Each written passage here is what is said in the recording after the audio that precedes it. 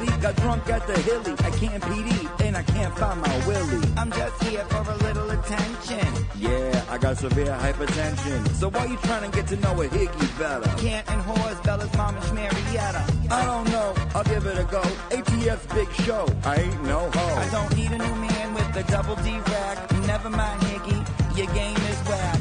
You're the whacker to my weed. Your game is whack. I'm not trying to hear that, see? I'm not one of the girls trying to get locked down. Prince Higgy, baby, Jameson crown. I get down with the hilly low comp ticket. 16 whiskeys is how I kick it. And you get excited for a midnight snack. I already told you, your game is whack. You're the whacker to my weed. Your game is whack. I'm not trying to hear that, see? Your game is whack. You're the whacker to my weed. Your game is whack. I'm not trying to hear that. I like sleeping alone. This won't go all night. A little needy and strange. It's true love at first sight. I'm the real deal. I do what I gotta do. From the rip, my whole heart's for you. Your whole heart is not for me. Not a half, not a quarter, not a claw, not a re. You know what's the problem? You're trouble and you're hot. I'm big, thick neck daddy Higgy. He's not. I got a question, not to be rude. Are you queer? Cause you keep calling me dude. Are you glad that you had walked me out? No self-doubt and you didn't cop out. No last words, I'll just mutter abide. Don't diss the caterpillar and sweat the butterfly. All of them girls must have got you gas. And when they see a good thing, they don't triple bypass. Well, for this town, that's right on track. Cause for me, your game's too whack. You're the whacker to my weed. Your game is whack. I'm not trying to hear that, see? Game is whack. You're the whacker to my weed. Your game is whack. I'm not trying to hear that. What am I? Another pretty face getting you a drink from my military base? All I gotta know is why did you use me? You talking? Excuse me. We can't have nothing. You wear depends. Well, if we ain't getting married, then we can't be friends. Well, then I guess it's nothing. Well, hey, I think you're puffing. Well, pass that weed. I won't weed whack nothing. You better catch a flashback. Remember, you ain't tapping it. You ain't my style, and I'm not having it. All I remember from that late night kiss is I'm more the mister, you're more the miss. Well, look, I treat you good. Treat yourself better. And I always call my mom. Write her a love letter. I greet you every day with a martini at the door. You won't last a year, you're overgrown bed sore. Well, I'm known in this town, and now that's a piss. I got no one to blame but myself and Melissa. You didn't answer me, Karen. Am I a good kisser? Don't remember, had a lot of Hennessy. A lot of girls out there that won't say no. The ones you take to your crib with 𝗺cie. Boom, now all my feelings is getting fatter. All I wanna do is drink booze and eat food. Tell you nice shit like chillax, dude. So when there's nothing in the fridge but a natty, just call Big Face Higgy Daddy. You want VSOP? Just ask when. My name's Aidan Kearney, also known as Turtleboy. He is a senior editor for Turtleboy Daily News. I'm a big fan. We've broken hundreds of stories that the mainstream media won't touch. Some blogger in Massachusetts who's getting to the bottom of this better than anybody. Why is it Turtleboy that is covering such important issues? Where is the rest of the media? You did not say that you were gonna take my baby out of revenge and make him a transgender baby. Stop it. Don't you want to ask some questions? I know you do. I do. I know you do. People don't like the things that I say and want me to stop saying them, but I won't. I'm never gonna stop. These are the kind of stories that must be told.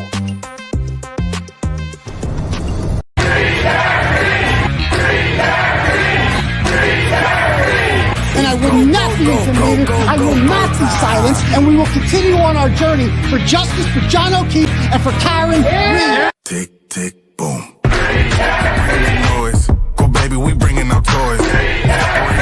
Boys, chop up and singing, should be on the voice. Bang, bang, we gon' ride out. Gang, gang, we don't die out. Want it like this, ain't no timeouts. Tell me who really gon' find out.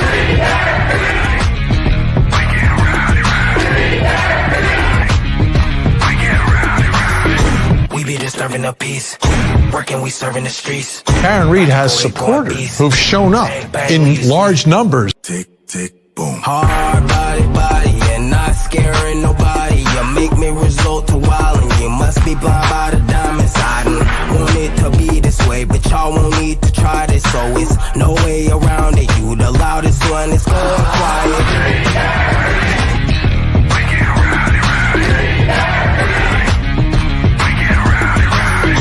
We be disturbing the peace, working, we serving the streets. About to go ape, going beast. Bang, bang, leave you sleep. This is the first time I think I've ever seen this. An outpouring of support for someone accused of murdering a Boston police officer. Unbelievable situation. Never seen anything like it. Tick, tick, boom. You can't stop me, so who gon' stop me? You can't stop me, so who gon' stop me? You can't stop me, so who gon' stop me? You can't stop me, so who gon' stop me? We be disturbing the peace. Working, we serving the streets. About to go ahead, going beast. Bang, bang, leave you sleep.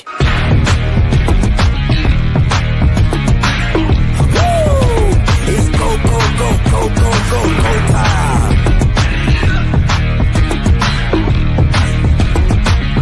Tick, tick, boom. Boom. What's up, turtle people? How's everyone out there doing tonight? Good? Good? Awesome. Welcome to the live show, ladies and gentlemen. My name is Aidan Kearney. You can call me a variety of names if you'd like, ranging from up to including you can call me Turtleboy or Uncle Turtleboy or Dr. Turtleboy. That's my preferred pronoun of choice. I like it when you call me that, like, because if Judd Welch is a doctor, then I'm a doctor too. You can call me Daddy. I don't mind that at all. You know, I can understand it could be weird for some people, but it can be playful for others. So I will allow it. You can call me Journalism Jesus or Timothy Kearney. That's my true crime name when I put on my leather jacket and I go deep into the woods in my thoughts and I solve murder mysteries. That's what I do. So you can call me any of those names, whatever you want. I don't care what you call me. Just be here every Tuesday and Saturday night. Normally, we're still in like kind of post-trial daily sessions right now because something new happens every day. We got to go live. And just make sure you smash that subscribe button for me. Okay. So, you know, we are up to 148,431 subs, which means we're only 2,569 away. No, not 2,000, 1,000. Geez, I carried the one. 1,569 away from 150,000. So come on, hook it up. How many people are watching right now? On YouTube, we got 4,380. Wouldn't surprise me if 1,500 of you haven't hit the subscribe button. Don't cost nothing. It's free. So go ahead, hit that subscribe button. It's wicked cool. It'll come up in your algorithm if it doesn't already. All right. And let me just refresh it. 445. We just got 14 more. Let's go, baby. Let's do this. Let's do it. So, all right, cool. Anyway, I heard that I'm not sure if this happened, but I was told Nicholas Barros was going on a TikTok today with somebody called the Sunglass Girl. I think her name is Girl with Sunglasses. I don't know how to do the TikTok. Oh, good Lord. Okay. I don't know how. Okay. Oh, wait. Hold on. I'll put it on right here. Hold on. She's on YouTube too. Okay. I saw her at the trial. I didn't know. I don't think I'd ever talked to her before. She seemed fine. Let's see. And your girl could not be any more excited. We can remember him as being such a stand-up police officer. He never changed his story. He was just honest, and he was there to do his job. After this man testified, we were all like, hallelujah, praise the Lord, baby Jesus. Someone is finally telling the truth here. There's a million more people in this world that need to be more like Sergeant Barros over here and not act like a-holes when they get on the stand. Yes. We are going to talk about all the things between trial 1, trial 2. Let him speak about anything he wants. Click the pink circle. And of course, I have a million questions for this man, but I am so excited. Oh, I hope you are too. So she's so she's live. All right, hold on.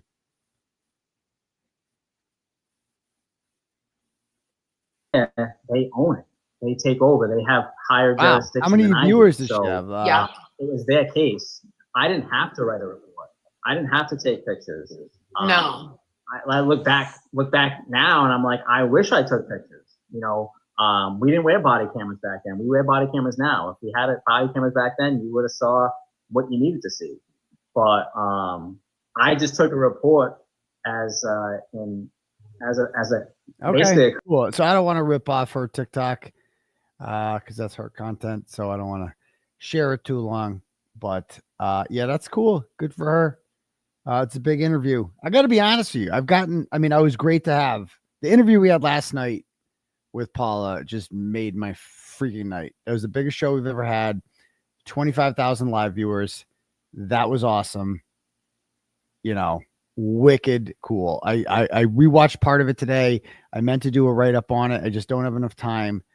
I finally got through my inbox today. That's one thing I've been trying to do is catch up on my goddamn inbox.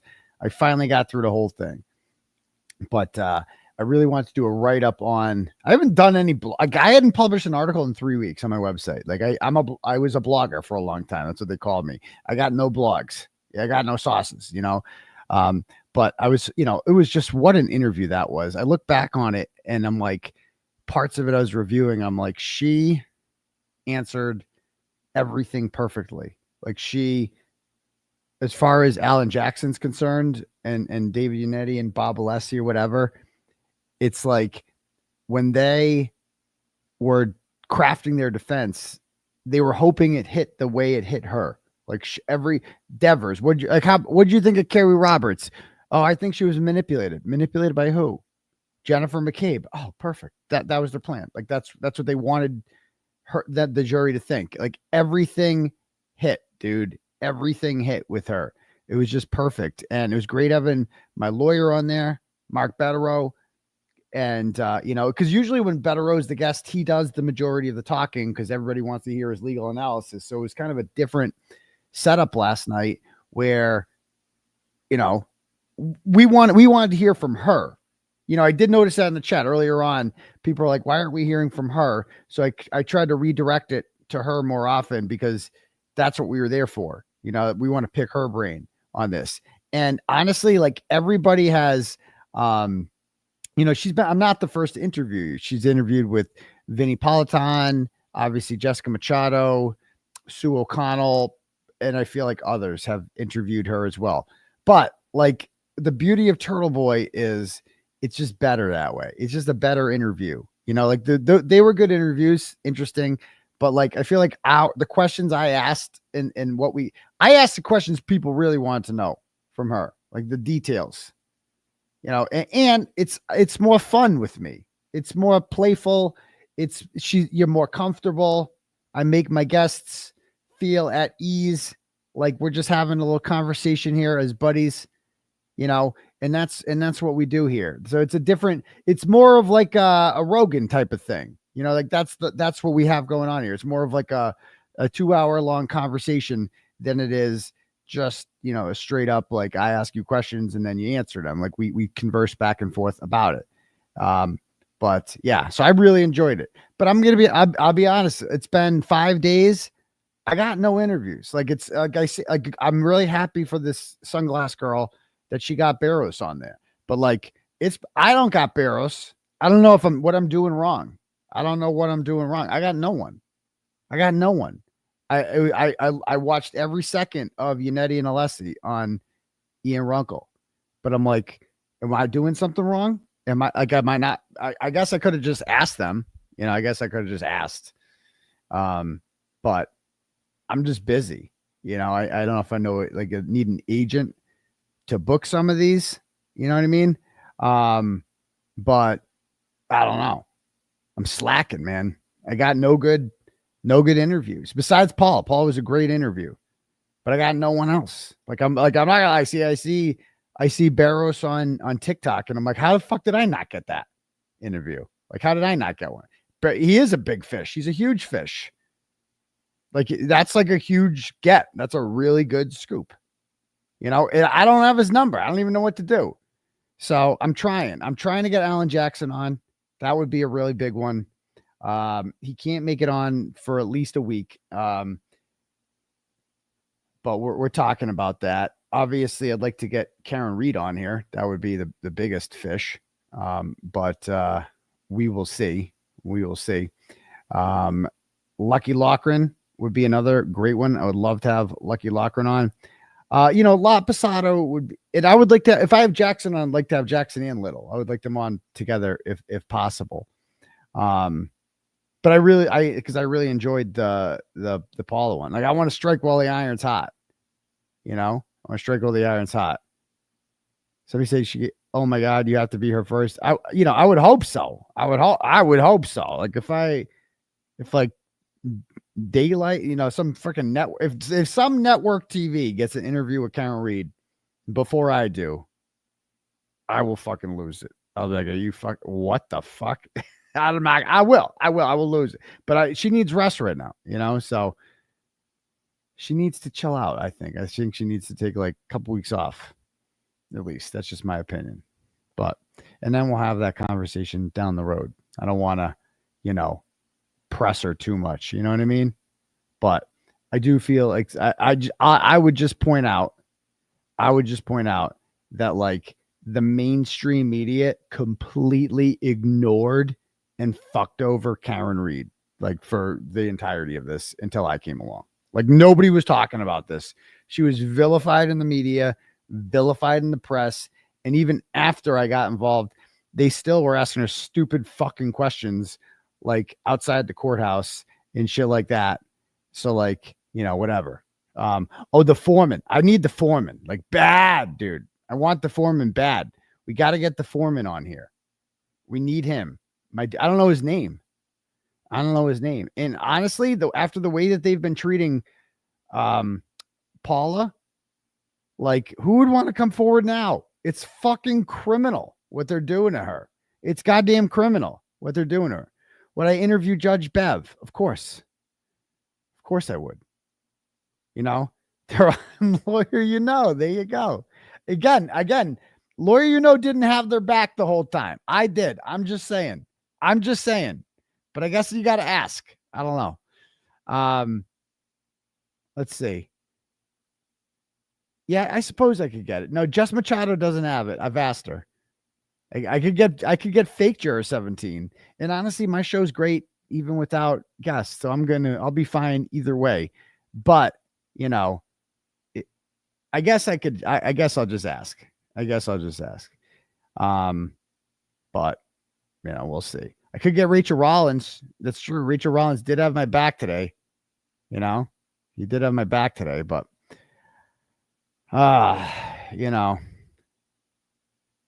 we'll see. We'll see what happens.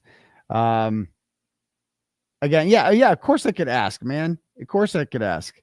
And I will ask, I guess. But now I just feel like if it's not the first interview, it's kind of like, then they're just going through the motions. You know what I mean? Like when you just get the person that's been interviewed, like, okay, I'm going to be like the fourth guy to get the interview. Okay. It's like, I could do it. It'd be just as good, but I just feel like it's like, I enjoyed having Paula on here and I ask different kind of questions, but it's just like, I wish I was first, but good for Jess Machado. That's good reporting that she went out and did legit reporting. But, I will ask, but I want Alan Jackson for sure. Obviously I want Karen Reed. That's the big fish.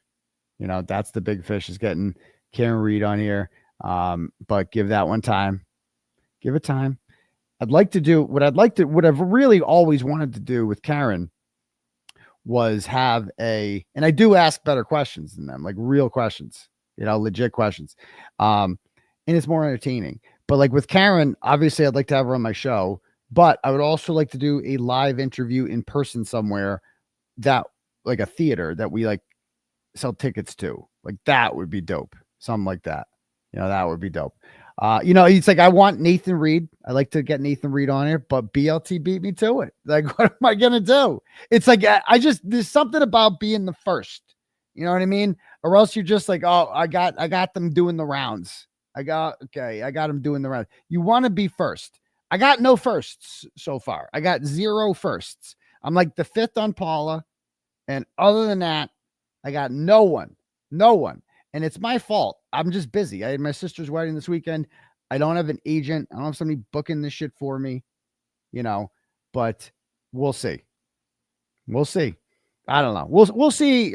We'll see how loyal people are when push comes to shove. But anyway, what else is I gonna say? Yeah, so that's that. What else?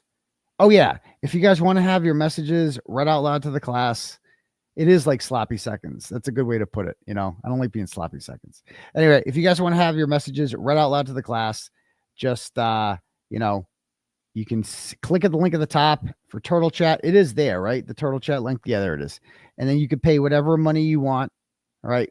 And then you can send me your message and I will read your message out loud to the class. Or you can cash at me at $ Uncle Turtleboy. Now, that's a good point. That's a hot one. Like I did message one of the interns, Sophia.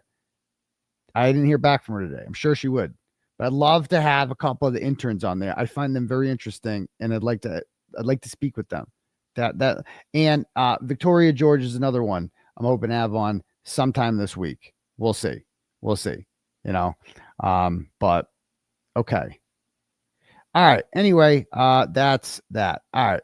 Next up, what was I going to say? I had another message. I forget what it was. Get Clash with Bow. Yeah, that'd be a good one. Richie. Yeah, I love Richie. I love Richie on. Richie's not like a content guy. Richie doesn't go on and Richie never does that. Richie's a video guy. That's his thing, But I would love to have Barros on here. I didn't think he would. I didn't think a cop could do that. I really didn't think a cop could do that and have I didn't think his police department would allow him to go on there and do an interview about this, And I'm also cognizant of the fact that I don't want him to be attacked. I don't want him to be I guess, yeah, it's true. I could get Welcher on for $400,000 if anybody's got that. I could get Oh, dude, should I message Shannon and request an interview? Imagine that. Or a Commonwealth witness would be interesting. Get Jessica Hyde on there and we could just talk about chicken nuggets and pepperoni pizza and all that shit, All right. Anyway, yeah, Karina Kolakethis, she would be a good one. Who else would be some good ones? You guys think of any other good ones you could think of? I was the first to get Jill Daniels. That's true. I just can't imagine the whatchamacallits coming on here. The ARCA guys coming on here. I just couldn't imagine it. Couldn't imagine Dr. Russell doing it. I definitely don't think Diva is going to do it because I call her Diva. Or Bukkake. I don't think any of them are coming on. Not that I'd want those losers on here. Dr. Russell, 𝗲𝗄𝗧𝗧. 𝗲𝗄𝗧𝗧 is great, but I don't think she'd come on. All right. Anyway, guys. So yeah, we're going to get to some of the new content tonight. Oh, by the way, did you see this thing with McDonough? Oh, good Lord. He won't go away. This is a freaking headline in Barstool Sports. You guys got to see this. And I messaged Jerry Thornton. I'm like, dude, tell me you didn't.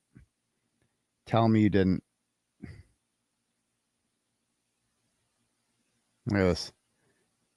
Karen Reed, retrial recap number 3. An ex-federal agent claims the FBI is still looking into the shoddiness and corruption of the investigation. Okay.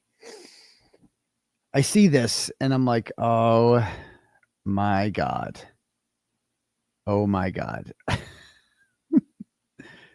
It was Court TV shit show today. But I see this and I'm like, you got to be kidding me. McDonough. I see this and I'm like, fucking McDonough. He got this makes us look retarded because it's not real. It's all fake. And so I'm like, it has to be McDonough. And then I see Daily Mail Australia, FBI still probing cops over shoddy Karen Reed investigation, claims a 35-year police veteran. They're playing the long game. Okay. It's like, bro, this is This is why I had to warn people about him, because it's not real. I had to. He like gets on the Daily Mail and like, he's like, in my opinion, based on 28 years of experience as a federal agent, I wholeheartedly believe they're still investigating. Okay, McDonough. What about the Five Guys? Have you figured that out yet? I believe they're playing the long game. It's just guessing. It's just guessing. Like, I could guess that. The official announcement from the U.S. Attorney's Office themselves is that it's over. That's their announcement. Now, that could be full of shit for all. I hope it is. I hope they're full of shit, but that's their goddamn announcement, period. And the fact of the matter is that none of us, including McDonough, has any idea if that's true or not. We can only assume it's true, and without any evidence that it's not true. And you know how else I know it's true? Because Kearney told me it's true. Like, so that's another. I never told you guys that. Now that the trial's over, I could say that. So back in February, when this was kind of first announced, the rumor, I contacted her about it, and I'm like, "Is this true?" And she's like, "I don't know." She goes, "It was the first time she was hearing about it," and so she's like, I don't know. And so she starts contacting Alan and David and whatever, and they don't know, and blah, blah, blah, blah, blah. And then they contacted Adam Deitch, whatever, from the U.S. Attorney's Office.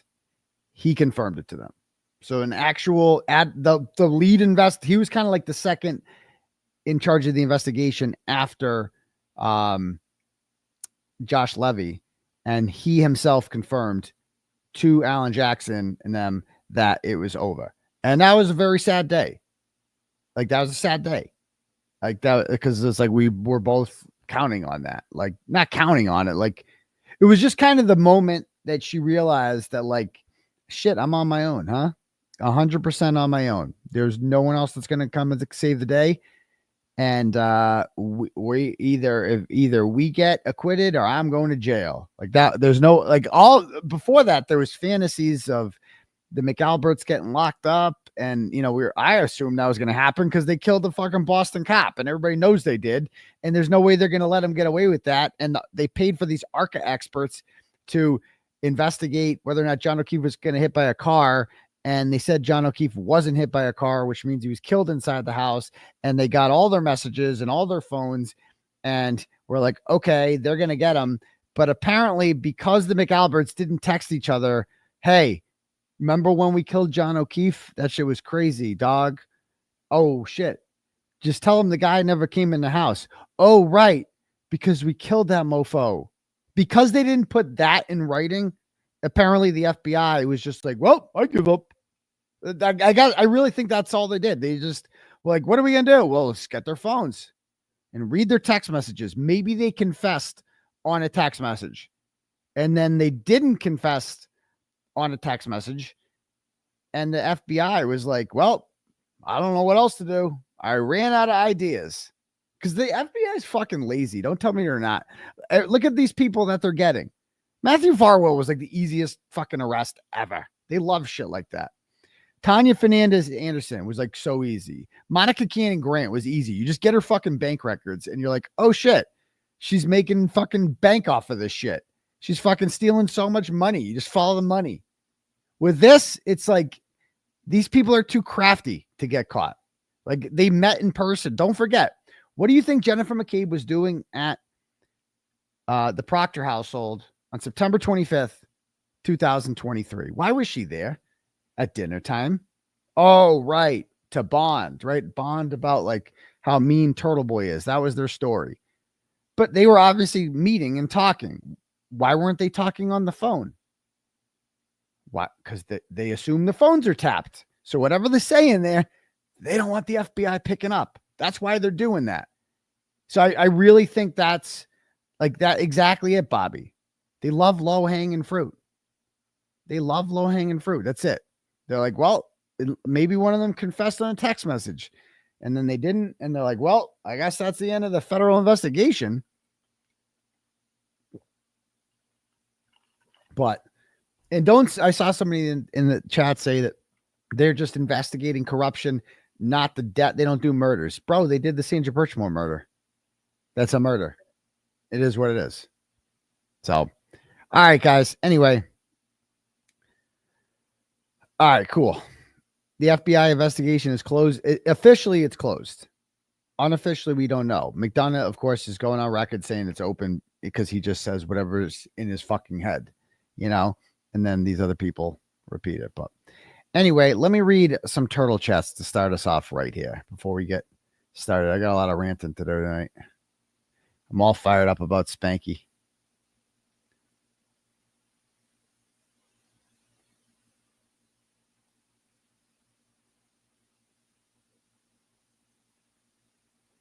Okay.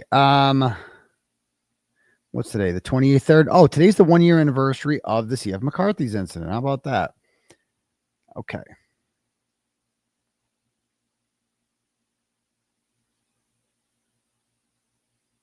All right. Sarah sends $10 and goes, thank you, Aidan, so much for having Mark.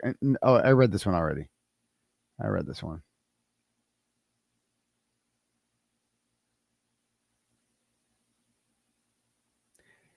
I don't know if I read this one. Did I read this one last night? That I wish I could, from Bella Brat, $50. I wish I could be there for your trial dates, but sending love and support to you from Southern California. We love you out west too. I think I read that one last night. Okay. Okay. How about this one? Samantha sends $10 and says, the Rock is 𝗺cie 𝗵𝗵𝗆𝗆. I love to hear Barros is being interviewed. I do too. It's a great scoop. I'm happy for her. Good for her. Amy sends $100, goes, listen, Turtle, put this towards your defense. Thank you for helping Karen. Well, thank you very much. Oh, and Any Penta is the name. Any Penta. Okay, next up. Jessica sends $5 and says, I'm so appreciative of all you've done to affect real change. We all hope that we serve some greater purpose, but I feel very few truly find a way to make a difference. Thank you. Well, thank you very much, Jessica. And I'm glad that I can serve that higher purpose. And I appreciate that, Annie Penta, with the $100 for my defense, because I'm going to need it. We are about to get a little bit more aggressive. And, you know, on July 7th is my next hearing date, and I'd love to have a crowd for that. You know, don't forget about your boy. Don't forget about your boy here. I'm facing more charges than anyone in this whole thing. You know, anyone, like legit jail time. I actually been to jail. I don't intend on going back. So there's that. All right, next up. Amy sends $5 and goes, what's your honest opinion? Do you think it happened in the garage? I don't know if it happened in the garage, but I think it ended in the garage. Let's just put it that way. I think that's where his body was for a while, if it didn't happen in there. And I think that's where his phone was. I'm pretty convinced that's where his phone was, at least. So there's that. Okay, next up. Miranda sends $10, goes, an important unanswered question to me is whether or not Welcher received the x-ray. Did he lie? Did I ask this one already? This was from last night, I think. I think some of these are from last night. Okay. Kristen sends $10 and goes, Cindy Chesna is a dear friend of mine, and she mentioned to me before much she appreciates you. Keep up the good work. I'm happy that Cindy is a good friend of yours because I like Cindy a lot, and I've gotten to know her. I haven't talked to her in probably a year, but I talked to her in jail a couple times. I actually called her, Michael Chesna's widow, from jail. Her and I started talk. The first time she ever messaged me and we spoke was during the Karen Reed thing, and she messaged me to tell me that she supports Karen Reed and she supports me because I supported her unconditionally when her husband was murdered, obviously. And, you know, that was a real true love story. Cindy and Michael Chesna, like those two loved each other big time. Like really, like I was jealous of it. Like, it's just like, I wish I had a marriage. I wish everybody had a marriage like they did, you know, it was like real fucking love. Like they were like into their mid 40s. And, you know, they had two really nice kids, and it was just his life was just robbed. Like they were really fucking in love. Like a lot of people that age and like their mid 40s who have been married for a while, you are like not hot and heavy. You know, the Chesnas were hot and heavy. It seemed like all the pictures of them, they were real into each other, like real madly in love. And so and it was real genuine pain at her funeral. So like it was horrible. And that piece of shit that killed him had a record a mile long. And there's no way he ever should have been free. Like it was a fucking disgrace. And it took 2 goddamn trials to convict him. And because one juror held out and like refused to vote guilty. Just refused. And Auntie Bev, who was the judge on that, didn't make him do it. And so I'm like, what? So I have always supported, you know, the police, and especially heroic police officers like Michael Chesna, who died in the line of duty, and you know, and the people that they leave behind, like Cindy Chesna. And I supported her throughout all the, you know, when the police were being unfairly attacked in 2020 by BLM. I thought a lot of people were taking it out on the wrong people with that. I get the you know, why people are upset, but I thought they were taking it out on the wrong people. And like, don't take it out on all cops, you know, what the fuck? And so so I don't know how so she messaged me towards the beginning of my coverage of the Kearney case. It's out of the blue to tell me that she appreciated it and thank you. And so we started talking there, and then I called her in jail a couple of times. You know, she was really supportive. So, you know, thank you. I don't know where I was going with this, but I think my point there was that Cindy Chesna supported Karen Reed, which is good because she's the wife of, or, you know, the widow of a police officer. So like, and which is like a lot of cop wives are not doing that. And so she is, and she's married to a good cop. And that's the difference between her and Elizabeth Proctor, you know? So there's that. All right. Next up, Tracy sends $25 and says, Turtleboy Legal Defense Fund. Thank you, Tracy. Nancy sends 10 and goes, I'm not ready for the Turtleboy nightly shows to end. Me neither, to be honest with you. Thanks for all you've done and will continue to do. I appreciate that.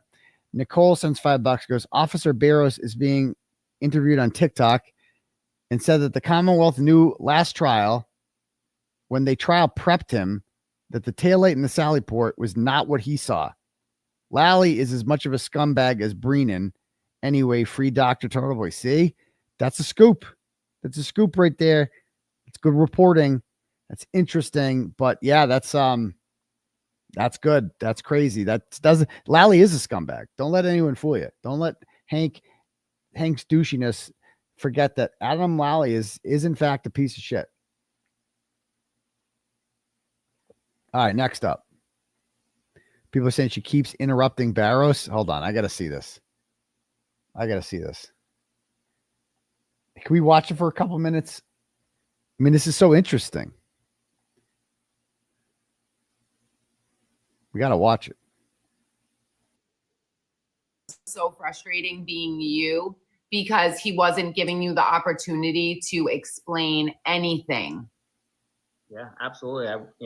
I wanted to say more, but I couldn't. You know, like we already talked on, it's the yes and no. So, and if you got the chance to explain yourself with that, what would you have said?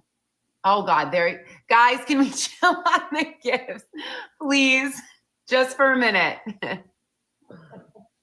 They're like giving you bubble gum. Honestly, you're gonna have to explain that to me. I don't know what those things are. So if you could like have said more, what do you think you would have said? I would have said that, you know, in the first trial, you know, they cut me off.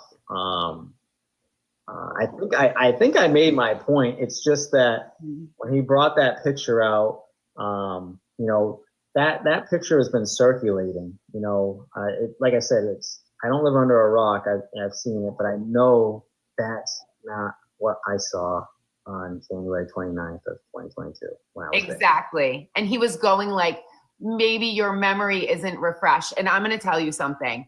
I feel like I'm the FBI sometimes, and I'm just a normal mom, okay? We'll do the normal mom crap. But when you see something that catches your eye and is important, you're never going to forget that. You might not remember what the hell you had for lunch last week, but he knows damn well that you're not going to forget what you saw. And I think who's being interviewed here? From a juror's perspective, I've heard they thought you were amazing. If you haven't heard it, I know there was a juror last night saying they thought your testimony was great. So you could tell the difference. Like, okay, so not sure who's being interviewed there. But everyone has their own style. See, to me, I would just grill. If I was doing that interview, I would say, which I'm not.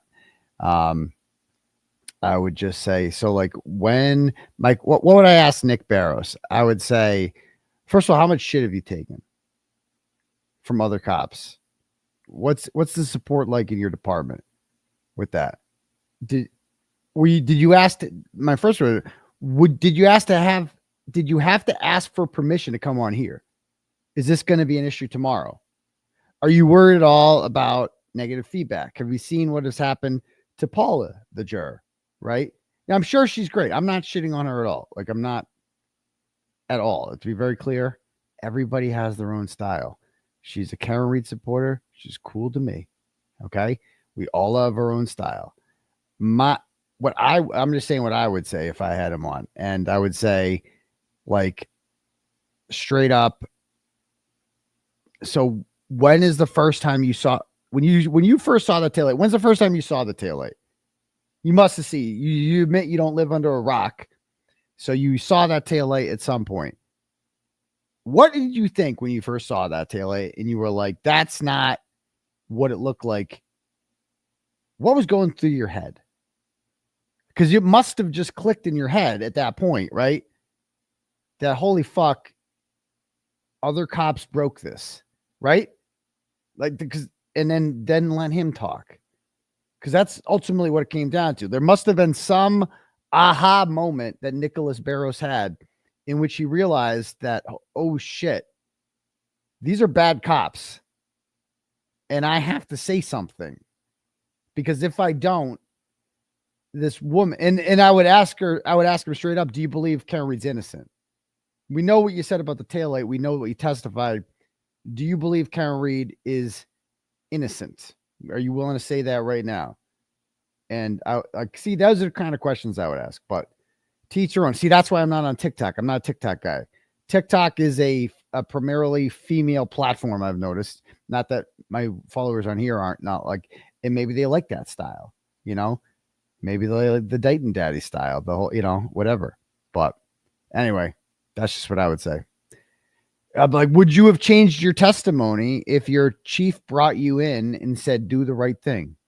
Would you suddenly have changed what you said there? What did you think of Kelly Deaver? I would say, what did you think of her? Although he wouldn't have been able to answer that because he was sequestered. I don't know. He'd probably end up getting in trouble if I, whatever. But anyway, cool. Next up. Nancy sends $10 and goes, I'm not, no, Nicole sends, no, I read that one. Angela sends $20, goes, you're the best. Also, it's a perfect time to get your gas fireplaces tuned up at NorthshoreHearth.com. Okay. Good commercial there. Thanks. Tracy sends $5 and goes, why did Karen call John a pervert in the voicemails? Were the McAlbert swingers or something? I hear that a lot. I don't think it's anything special. She just thought he was getting his dick sucked. You know, for all we know, they were into some really freaky shit. I don't know. I don't ask. It's not my business. Right. But suppose they were into some really freaky shit. And, you know, I don't know. Like, John is into some weird shit. Like, maybe John's into some weird shit. Like, he likes to get spanked or something like that. I don't fucking know. I'm not trying to besmirch the dead, but she called him a pervert. And maybe she's just shitting on him now. Like, you fucking pervert. You like it when I stick my finger in your asshole. Don't say that. Don't say that. Who knows? Who knows? She knows way more about John sexually than any of us. So, yeah, I think people are taking that term a little too literally. Exactly, Danny Nicole. I think people are taking that term a little too literally. Like, she's just shitting on him. Like, that's all she was doing. She was just calling him a name. That's all that was. All right. And it was probably because of Bella's mom. Like, I guarantee, if I were to bet John and her, she's been with him for 2 years. So they've done some freaky shit probably. So, like, they know, she knows all the nasty shit John likes. Right. And because a lot of us like some nasty shit. A lot of people like some nasty shit. And that's fine. It's your prerogative if you like nasty shit. And I could just, if Karen knows that John likes some nasty shit, right, in a completely legal nasty shit. I'm not talking about like nasty shit like kids, like legal nasty shit. And like she's like, maybe she's probably suggesting that he's doing some nasty shit with Bella's mom. I think that's what she's saying. Oh, you're going to her because she's gonna be real nasty to you, huh? She's gonna do that nasty shit that I won't do, huh? That's probably what it was. Like, oh, because I won't finger your asshole and she will. Oh, yeah, you love that shit, don't you? Fucking pervert. That's probably, I mean, that's a guess. I don't know that as a fact. I'm just pulling a Sean of the Gulf and opining, you know, or maybe she's into the Dutch ovens. I don't know. Like somebody said, who knows? Who knows? All right, next up. All right.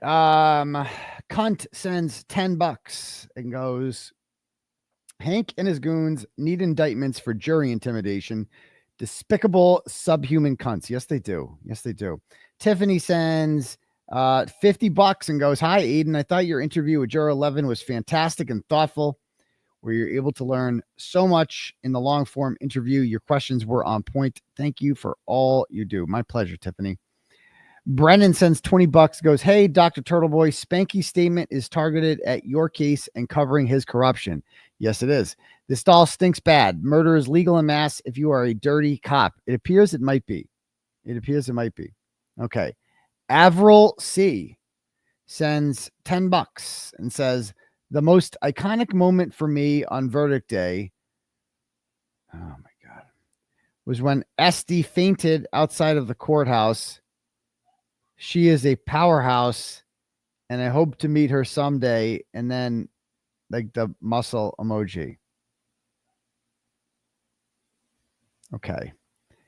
I don't think she actually fainted. I thought because she got right up, you know, and again, a lot of iconic things happened that day. That was not one. I appreciate it. Apparently you're a fan. I don't know.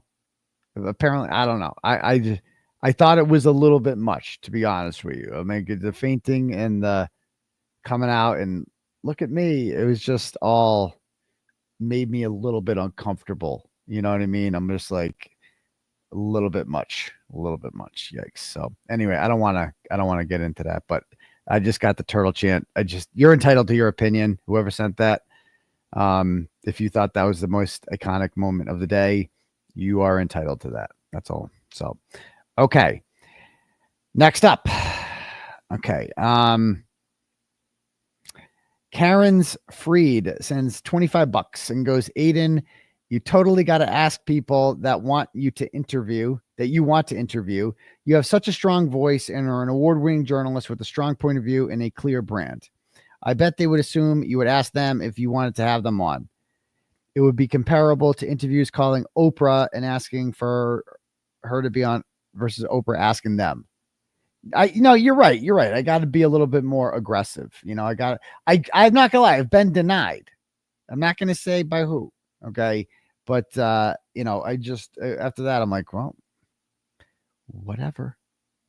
And, I guess maybe I was just waiting for people to come to me. I don't know. But anyway, next up, Courtney sends $10, goes, you're looking at it wrong. You're the big interview for those guys. That's exactly what I'm saying. They have to do smaller channels and/or middle of the road creators first to gauge how they've been being received. Then they will come to you. Well, maybe so, maybe so. And maybe again, I got to keep pushing. I got to be more. I'm the kid. I didn't like going up and selling candy bars at doors as a kid. I didn't like doing that. I'd rather you came to me and just bought a fucking candy bar. You know, if you want a candy bar, come fucking get it. That was my solution. I don't want to knock on your door and do that. I'm just not a salesman. You know, I've never been a sales guy. Yeah, I'm a guy who just puts it out there, and if you want it, come get it. That's my thing. So it is what it is. Okay, next up. Minnie sends $10, goes, you have to watch Michael Easter on Justice Served today. Good nuggets about the federal investigation. Yes, I do need to watch that. It's fuck that. See, that's a good interview. That's another good interview. Everybody's getting the good interviews. I'm not getting any. I got to get a good interview. Anyway, I'm slacking. Next up. Mike from the North End sends $5 and goes, now that the trial is over, do you have plans to do a more in-depth framed 3? That took a while to put together. I don't see a frame 3 in the horizons anytime soon. Or are we waiting for a new documentary? I'm getting tired of forgetting crazy things that happened when explaining to friends. I don't have a framed 3 in the works right now. You know, but the documentary is really my thing.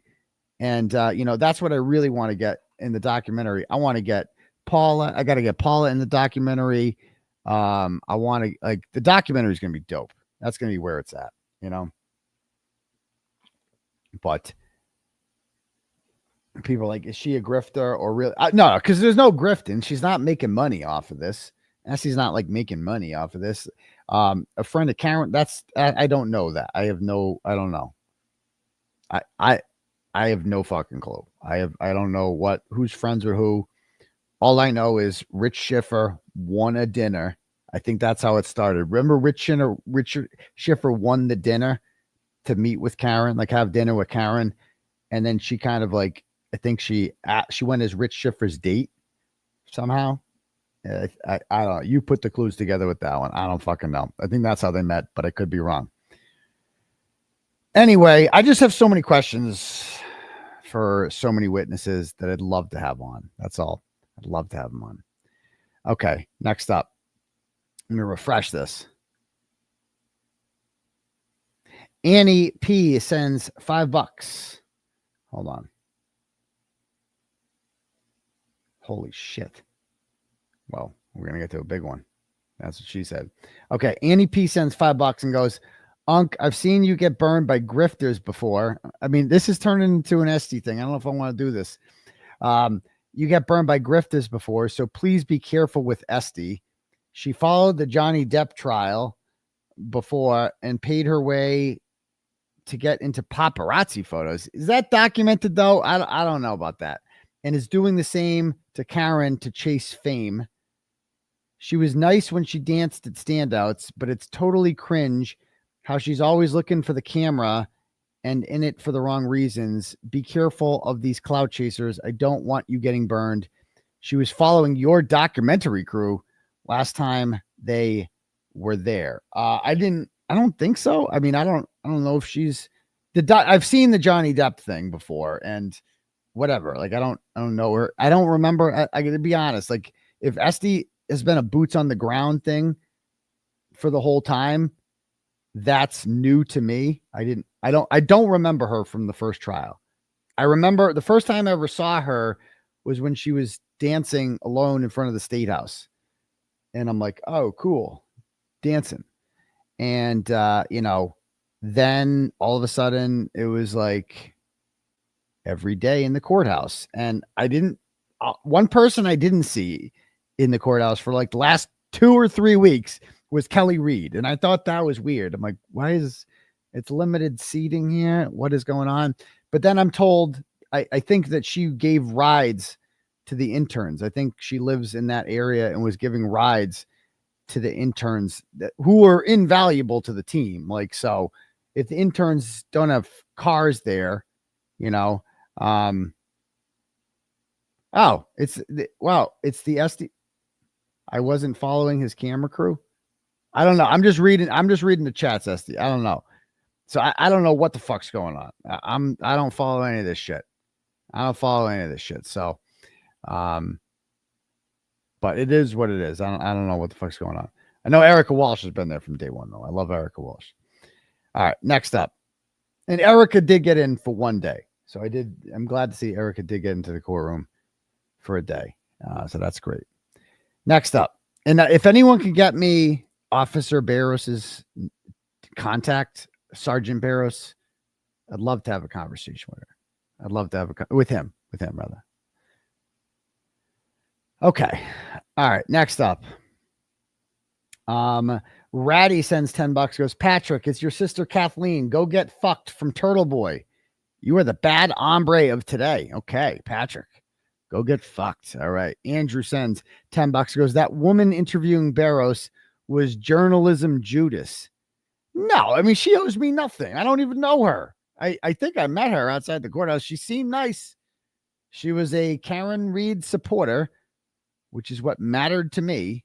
And, you know, she go and get it. You know what I mean? Like, good for her. She beat me to it. What am I going to say? It's like, that's a good scoop. You got to respect the hustle. I respect the fuck out of Jessica Machado because she hustled. She went out and got the interview, didn't she? That was a hot take. Next up.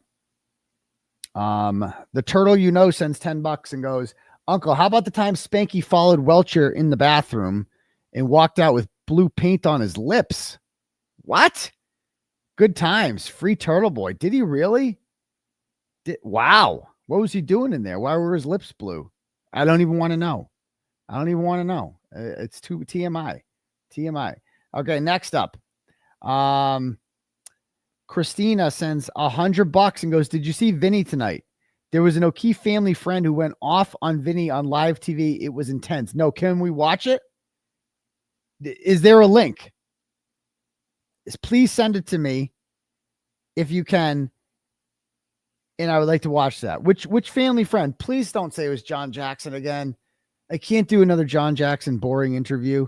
I know he did one the other night where he kind of yelled at him. It was just so cringe and gay.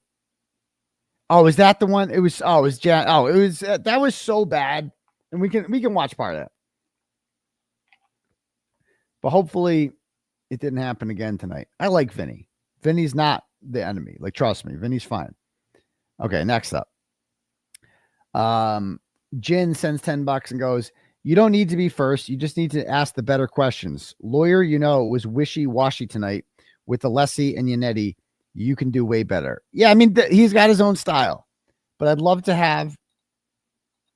obviously, my relationship with them is different, especially David Yannetti, because I've known him for longer. I have plenty of questions for Bob Alessi I could also ask. But like with David Yannetti, like they tried dragging him into that with me. Like our text messages were put in a freaking thing, like in a court filing. So like there's a lot him and I could talk about. So maybe I'll try to get David on here. Asser and Fish sends $20 and goes, is there a Turtleboy approved snack you would recommend for your live streams? All I got are some mediocre kettle chips and it's bumming me out. I've never tried pickle chips before, but I saw Karen Reed trying them, eating them during court one day or something like that. And I'm like, you know what? I'd like to try those. And I did, and they were delicious. It's just like salt and vinegar. It's like the same thing as salt and vinegar. I don't even know what's new about it. I think it's just different kind of green salt and vinegar. That's all it is. So thank you. Nesta sends $10 and goes, Will the Glarer is here. Everyone donate another 10 and make him take his shirt off again. Oh, I bet you guys would like that, huh? Bet you guys would like that, you naughty girls. Okay. All right. Yeah, the Snyder's honey mustard pretzel. Just, you will hate yourself in the morning when it's all gone. They're like, I ate the whole fucking bag. Oh, Jesus Christ. I'm never smoking weed again. All right. Matt sends $10, goes, listen, Turtle, you could be the first one to have all of them on one stage live. Karen, her family, lawyers. That's the Turtle way. Do it big. Well, about that, it might happen. That might happen. The invitation is going to be sent. Like there is a venue for that. Let's just put it that way. So I'm game for that. I am game for that. I would not be conducting the interview in that case. but I would be answering questions. So you guys can leave it to your imagination what I'm talking about there, right? It's going like I'll be there either way. Let's just put it that way. The question is, who will be joining me there? And it ain't going to be John Depetro. It's going to be good. Okay. Next up.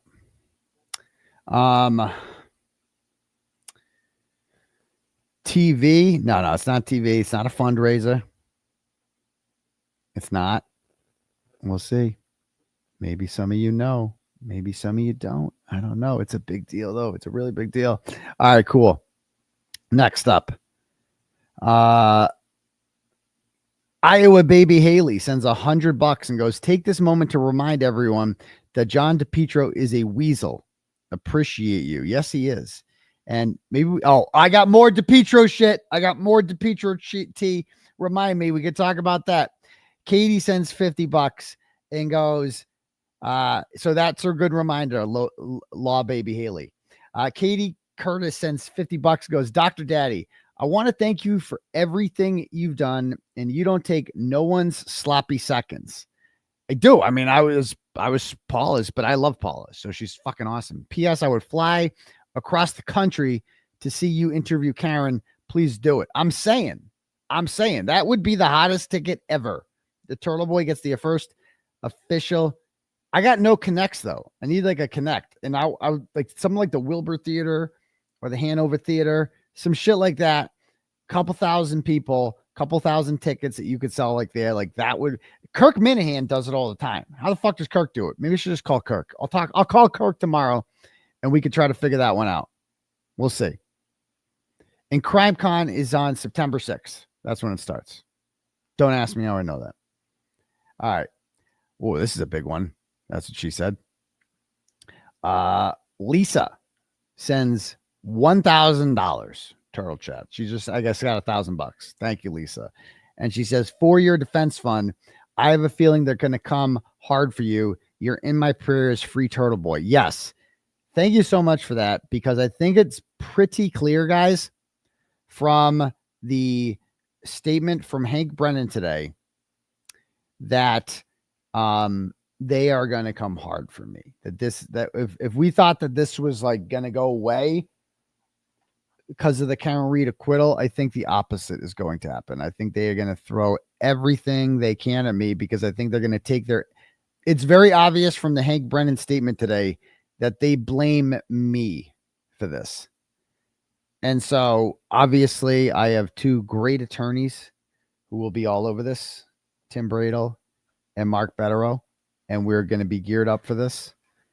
I think one of the first things that we need to do is we need to knock off the fake victim ones. So people always ask me, what are your charges? So let's make a list of my charges. Can I, how can I share a big board here? Get my notepad out here. I got a little notepad I can do here.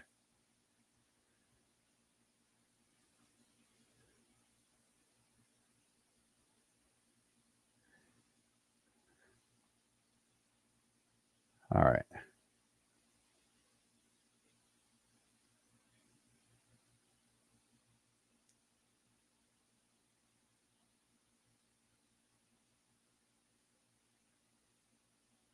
All right. We'd be working with, I don't even know, overview and description, the purpose of my book. Oh, that's a different thing. Okay. All right. So how do I make this smaller? What do I do? Hold on. How do I get that out of there? I want to just have a notepad. Do I have a notepad? What does this one do? Nope. Don't want that. Don't want this. No. How do I get rid of that?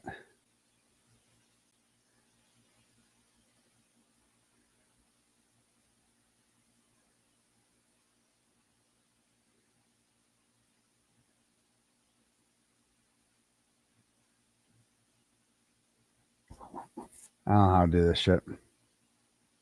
Anyway, I can't figure it out. But all right, I'll give you guys all Command N. All right, I'll go to Command N.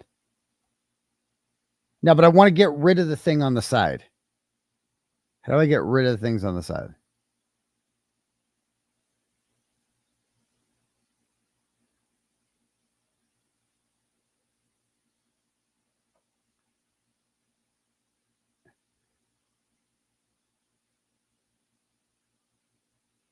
Hold on, can I get rid of that?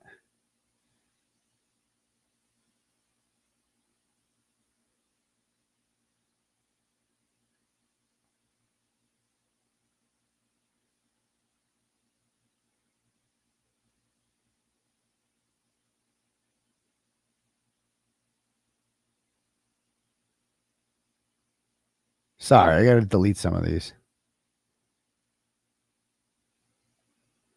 I'm just deleting it all. Delete. Okay. Can I delete this one? Delete that one. And can I delete this one? Delete it. Fuck it. I'm just deleting everything. All right. All right. I'll pull it back up now. Now I got it. I'm being a boomer here. Let's make a list of my charges right now. All right. So we got here. All right. Number one. Is that too small? How can I make it bigger? My font. Is this font? How to make it bigger? This? What's this one? Nope. This. Bold. Bulleted list. How do I make the font bigger? What's this do? Don't want that. No, don't like that. What this? Lock note. I don't fucking know. Select plus. That doesn't that just zoom in? No. Oh wait. Oh, it did make it bigger. Oh, I got it. Okay.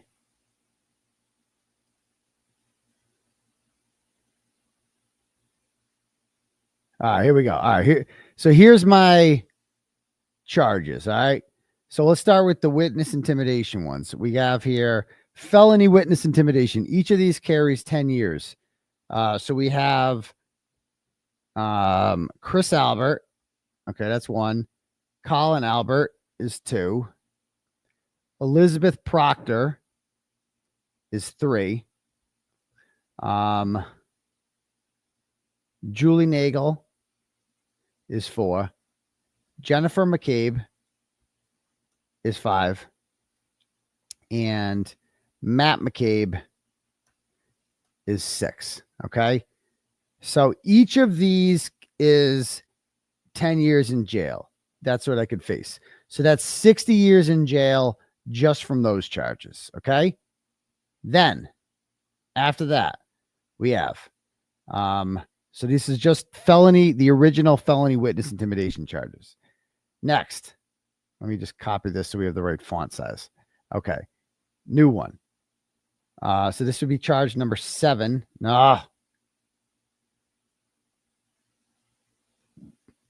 This would be the new. Then there's the window intimidation charges. And each of the window, those are new charges. And those are just with. Oh, great. I got logged out of my fucking 𝗃𝗵𝗃𝗀𝗃𝗃 Kearney account too. All right. Chris Albert and Colin Albert. Okay. I got another round of window intimidation with them. I am being arraigned for those. I was indicted for those charges. And I am being arraigned for them on July 7th. So those are my charges with them. After that, then what else do I have? So then there's the fake victim. I got indicted for her too. Fake victim. All right. That's for witness intimidation. But then I got another charge for her for wiretapping because I recorded her and told her I was recording her when she threatened to crash her 4 kids into the fucking, when she was on the way to my house to have a fake abortion in my real driveway of the fake baby. The fake victim having a fake abortion of fake Clay in my real driveway. So that's now, if you're counting, the wiretapping charge is only 5 years in jail, but it's a felony. And all of these are 10 years. So that's 95 years in jail. 95 years in jail. And we're not done yet. I also have charge 11 would be, now we're on to the misdemeanors of picketing. Okay. I picketed people during the rolling rally. So I have Brian Albert. I didn't get charged picketing with Colin. I got Matt McCabe. I got Jennifer McCabe. Okay. And I got, who's the last one? Was it Elizabeth Proctor? Oh, it was Julie Nagel. Okay, that's what it was. Julie Nagel. All right. So each of these charges is 2.5 years in jail. So if you do the math, I am facing 95 and then another 100. So I'm facing 105 years in jail. That's what I'm facing right now. If I was convicted of all of these charges and given the maximum sentence, I would go to jail for 105 years. That's what I could go for. So it gets real. Like, this is real shit I'm facing. I can't do 105 years in jail. I can't do any years in jail at all. So it's like no joke. It's like real fucking things. So like, they're going to come at me hard now. So I appreciate all the donos, because that's where we're going to, like, this is real shit, man. Like, you saw how serious these people are. This is not a game to them. Like, it's fucking, it's go time. So it's scary. I don't want to go to jail. All right. Rosaline sends $20, goes, Dr. Turtleboy, I'm going to tell you right now, you need to call or text Karen ASAP and tell her it's important for you to have the first interview when she's ready. It's very thoughtful of you to consider how exhausted she must be. However, she's so tired, she may not be thinking first interview should be with Aidan. You will regret it, and so will all of us if you don't ask her before someone else does. Save the turtle. But here's the thing. I mean, okay, so obviously I'd like the first interview with Karen Reed, and but I don't want to pressure her too much. You know what I mean? But suppose it's like she gets offered $500,000 to do an interview with TMZ. I heard TMZ fucking paid Juror 4. Like, they pay a lot of money for those interviews. Like, you know how much TMZ would pay Karen Reed for an interview? And she's broke, right? Like, she lost her house and everything. So, like, I can't compete with that. What am I going to say? What am I going to say? If, like, I heard that she turned down the Today Show, but I don't know what they offer when it comes to money, right? But like, suppose she gets offered $1 million to do an interview with somebody. Like, what am I supposed to do with that? I can't fucking compete with that. You know what I mean? What am I supposed to do? I can't compete with that, like that. What am I supposed to do? At the same time, I also feel like if they're not going to say, well, we're not going to pay you because you went on a YouTube channel. I feel like it's like, that doesn't even fucking count. That doesn't even count. But anyway, there was over $1 million raised for the legal defense fund. I'd like to put it that way. So that's a lot of fucking money, All right, cool. Next up, what is it? Today Show doesn't pay. I don't know. You would still get the better interview. So let her do that first. I wouldn't even do it, and she needs the money, she's been put through a lot. I feel like a network would tell another network, like, that's like telling her, like, you can't go on a rival network's thing, but it's like on fucking YouTube. Like, who cares?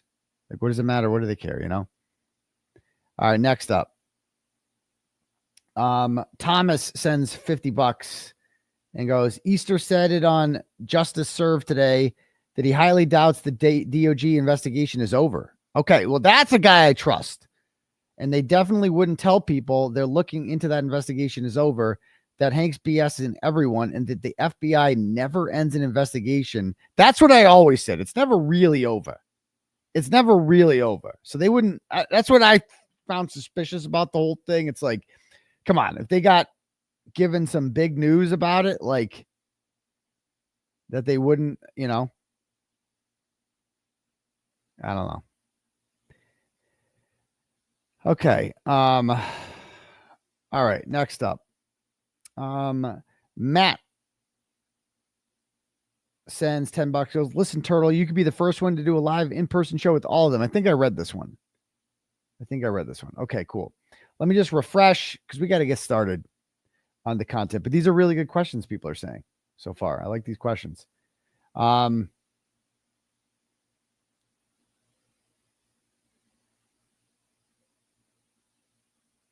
Okay, Auntie Chrissy sends $10 and says, Auntie is coming to see you.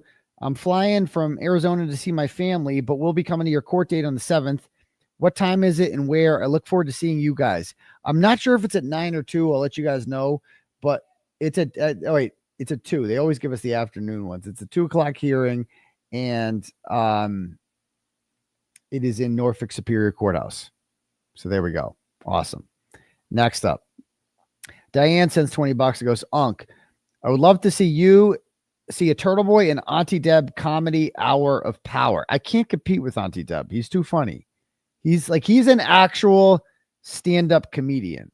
I'm more of like a hot takes and occasional impression here and there, where Auntie Deb is like straight stand-up comedian all the time. He's a funny motherfucker. Like, he had me dying at the fundraiser with that Julie Nagel fucking roast. Like, that was the funniest shit I've ever seen, ever. Okay, next up. Okay, Tiffany sends $50, goes, I stand with you, Aidan. Free Turtleboy. Well, thank you very much, Tiffany. I appreciate that.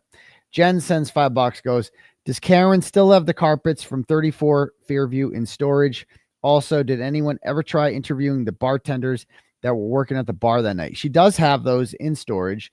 But again, apparently it's like, none of that would be admissible anyway. Like if they found John's DNA on those carpets, it wouldn't even fucking matter. They would just accuse her of planting it, which is so ironic. That's the ultimate irony here, is that if any of the McAlberts were ever indicted, they would just say third-party culprit and blame Karen.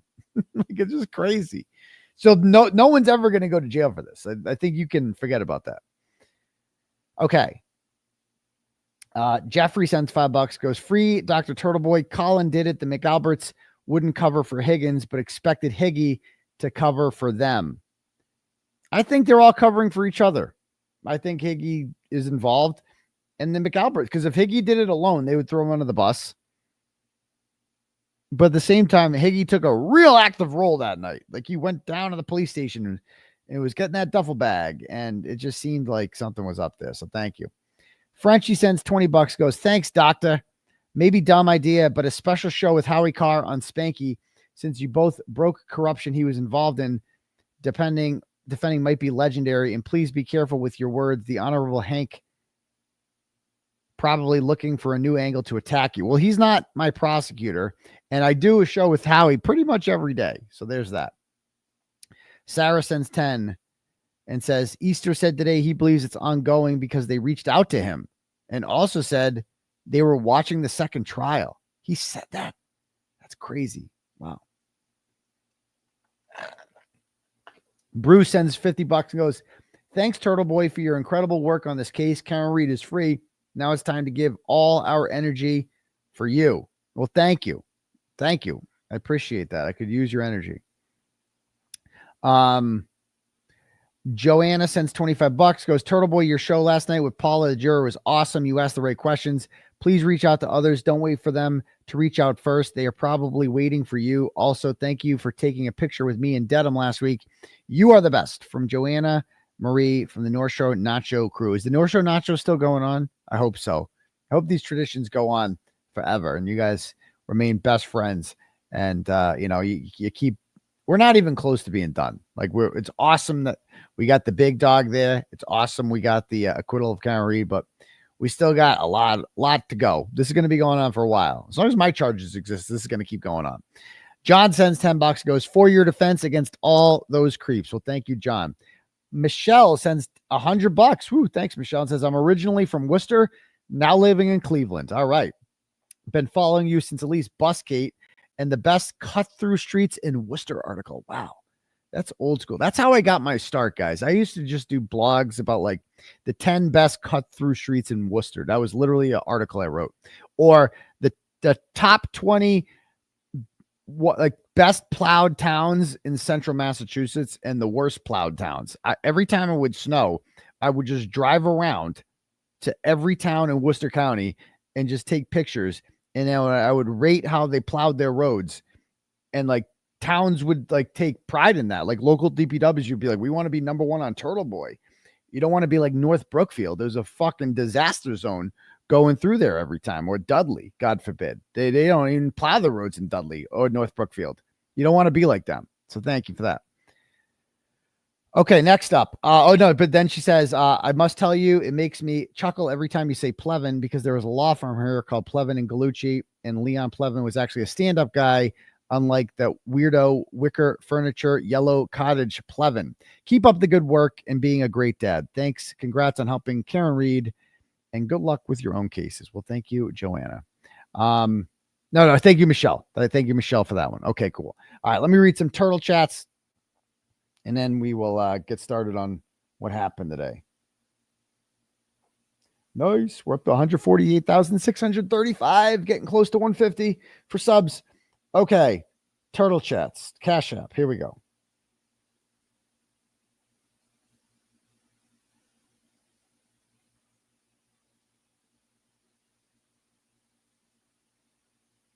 All right. Alan sends $5 and goes, fart as loud as your anus will allow. Okay. Thank you. Fox Racer sends $5 and goes, read me. Kurt Roberts would be an interesting interview. Lots of angles there. Love your work. Never stop. Don't take shit. He would be. He would be a good one. I don't think he would come on though. His wife wouldn't let him. Leah sends $10 and says, Liza Little, the best first interview. She would be a great one. She would be a very good interview. Liv sends $5, goes, Barros is a cop in my town. I can send you his info. Please do, Liv. Please do. Abby sends $6 and goes, I meant to send this one. Did you see Easter on YT Todd? I don't know what YT is. YouTube? Abby sends, no. Okay, I read that one. On YouTube today? I haven't seen it yet. Lori sends $10, goes, a person sitting in the back of Higgins' Jeep at PD. I don't think so, but okay, maybe. Abby sent, nope. Already read that one. Carly sends $10 and goes, would love to hear from attorney Liza Little. Yes, let's not forget about her. Thomas, no, this was last night. Okay, cool. And I think I have one more here. Mama She sends $50 and says, panel with Karen Reed and team, that would bit it. Okay, thank you. Megan sends $5 and goes, you and Karen are straight shooters. Just talk to her. Oh, I will. I just want to give her space, man. It's going through a lot. So we'll see what happens. It's been 5 days. That's it. Oh, no, I didn't know Paula was in chat. I'm glad she's, did she hit the subscribe button? No, that's what really matters. Okay. All right, let's jump on Spanky's stupid announcement today, shall we? Let's pull this one up, this mofo, because I got a lot of thoughts on this one, and I'm going to do my best to not flip out on this mofo because Bederow tells me I have to be on my best behavior. Okay. All right. So Spanky finally says it, and this is his announcement. I'm disappointed in the verdict and the fact that we could not achieve justice for John O'Keefe and his family. So right away there, I am disappointed in the verdict. Why? The official statement should be, hold on one second, like that you're happy, like you respect the verdict. You're disappointed in it. So if you're disappointed in your kids when they do something wrong. So they're saying that the jury did something wrong, right? Like, this is so inappropriate for him to say that. It's been 5 days, by the way. He couldn't come up with this on the fly. He didn't have like a prepared statement in case it didn't go well. And the fact that we could not achieve justice for John O'Keefe and his family. But what if you did? But what if you did inadvertently get some sort of justice for John O'Keefe and his family? Because I'll tell you one thing, convicting Karen Reed is not what justice for John O'Keefe looks like. In fact, it's the opposite, because it would officially kind of close the book on justice for John O'Keefe. Now the book is open still. It's not written yet. It's not published, but it's still there for us to write in. Like, it is still there. Something could happen. They could, in theory, still charge the people who killed John O'Keefe. That is always an option. Don't hold your breath, but it would not be an option if Karen Reed was convicted. So that we're off to a bad start there. Then this mofo says, DA Michael Morrissey appointed me, giving me full discretion to independently assess the case and follow the evidence no matter where it led. Bullshit. This mofo really wants us to believe that they just hired Spanky and said, you know what, Spanky, why don't you look over the facts of this case? And if you think it shouldn't go forward, then we'll just fucking drop it. It's up to you. You alone will. Imagine that ever fucking taking place. Like, hey, Spanky, we want you to prosecute this case, but we want you to take a look at it first and tell us if you think it's worth going forward. This is a lie. There's no fucking way that ever happened.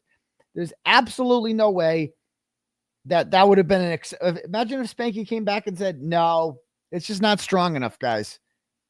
He would be fired. They'd be like, okay, no more special prosecutor. Back to 𝗟𝗟. Like, are you kidding me?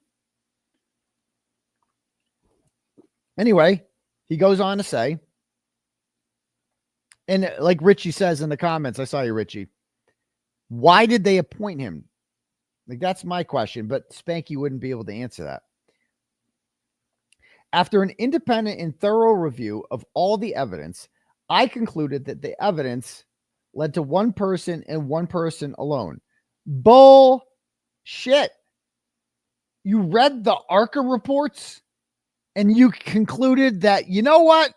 After reading the ARCA reports, in which says that John's injuries are inconsistent with the car collision and the injuries to the vehicle are inconsistent with hitting a pedestrian, and the testimony of Lucky Loughran and the testimony of Nicholas Barros and the testimony of Richard Green, after listening to and the testimony of Dr. Marie Russell, I have concluded that it's just only one person could have done this. Karen Reed did it.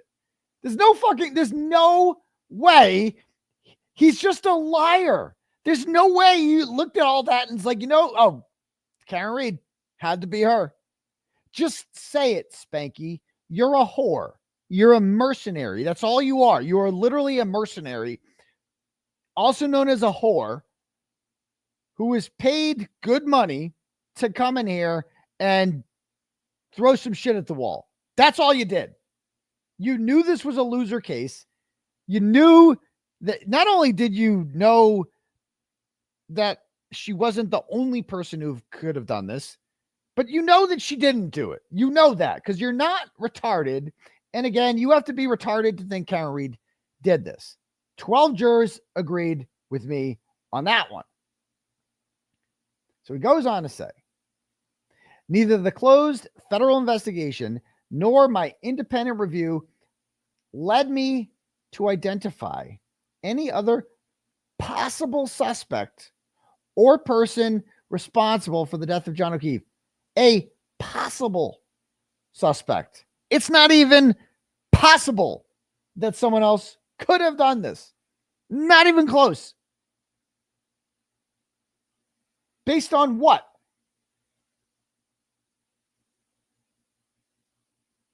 His independent review. What did you do? What did you do? Did you question Brian Higgins? Did you ask Brian Higgins about who he was talking to at that time? Did you really believe that Brian Higgins butt dialed Brian Albert at 2:27 in the morning? Do you really believe that he was moving cars around at 1:30 in the morning at the Canton Police Department? Do you really believe that 20 seconds of footage at the Canton Police Sally Port just disappeared? Do you really believe that? Right when the ghost of the Sally Port walked out at 5:36, giving him more than enough time to get over the CERT team search? Do you really believe that Kevin O'Hara, who testified that 4 unidentified members of the CERT team were just lurking around there and showed up right around the time that the taillight search showed up, and he couldn't even say who they are, and he can't even tell you who the person was who found the taillight? You don't think it's possible somebody else could have done this? Hank doesn't believe that. Hank's not that stupid. Hank's not that stupid. Give me a break. Okay.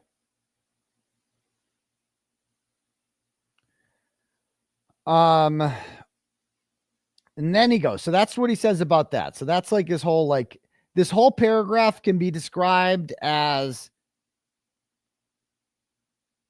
I'm not an asshole. Like, I'm an ethical person. Like, that's all that. The first paragraph is a defense of himself for taking on this case in the first place. Then there's the second paragraph. Now we're on to the Turtleboy stuff.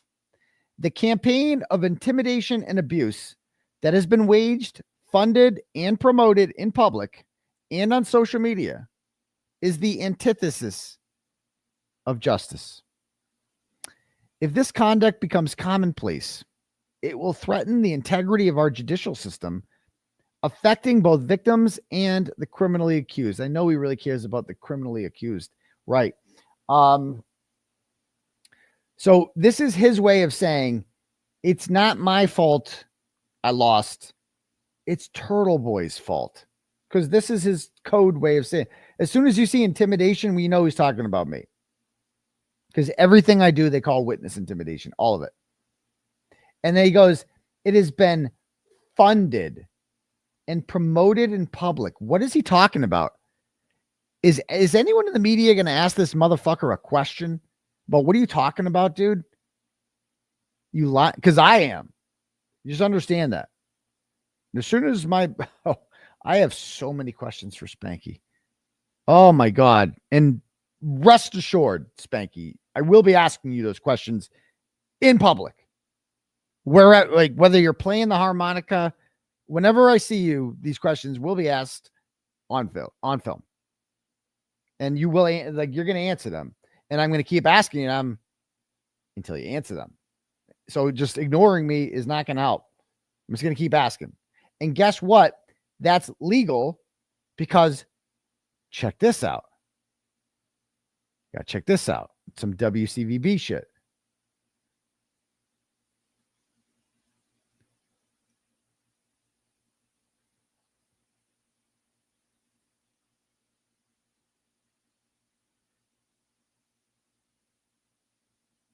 Oh, and by the way, can we just talk about this?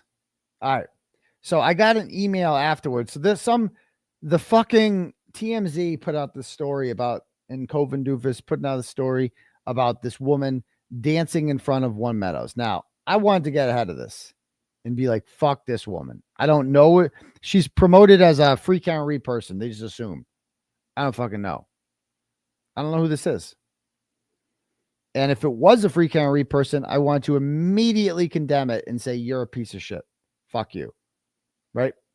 But I'm being told that this person, let me read the message I got on them.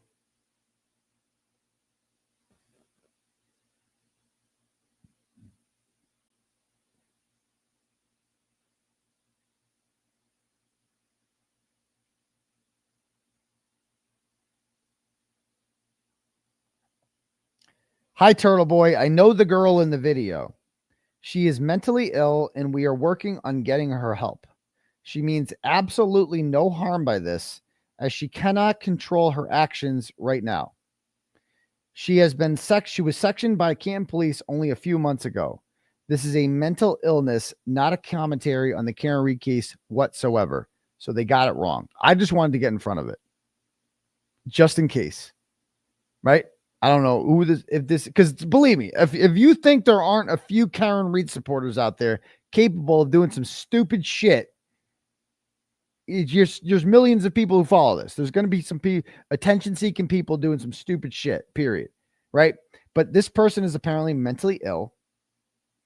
And I go, is her name really Crystal? Because she has had her name put out there by the trolls because they ran her plates. And he goes, yes, it is. We have been working for 2 days to find her a bed in a mental facility for help. She has been constantly dancing around Canton. And if you want other videos to show her dancing on Concord Ave, Neponset Street, to show that this was not commentary in the Karen Reed, I can provide you with those. She had the same mental breakdown about 2 months ago, and we got her help then. But she has fallen back into it, unfortunately. It's really unfortunate because she is mentally well. When she is mentally well, she is truly a great person with the big heart. When she is in a better mental state, I am happy to put you in contact with her because we do feel she owes people an apology. I really appreciate you responding, and I'm happy to answer your questions if you have any. Boom. Boom. I hope she fucking sues. Not her. But, like, so she is just dancing. Okay. Which, by the way, isn't a crime.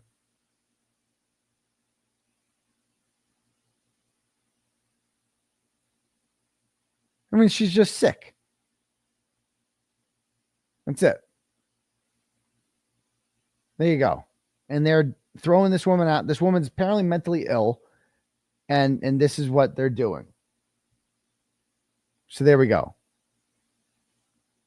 You know, I just wanted to be on the record that if some people ain't mentally ill, but this is a legit thing. And he says that there's videos of her doing in other places. Could you please send those videos? Okay. So, I'd like to see that. I'm also getting this one. People are saying the Barros videos. I got this message. Hopefully this goes through, but what Barros says is fucking wild. The Commonwealth asked him to recant his statement about the taillight during trial 1 prep. For real? Can we play this? I got to bring this up. Now, this is getting wild. Dude, I opened up my inbox.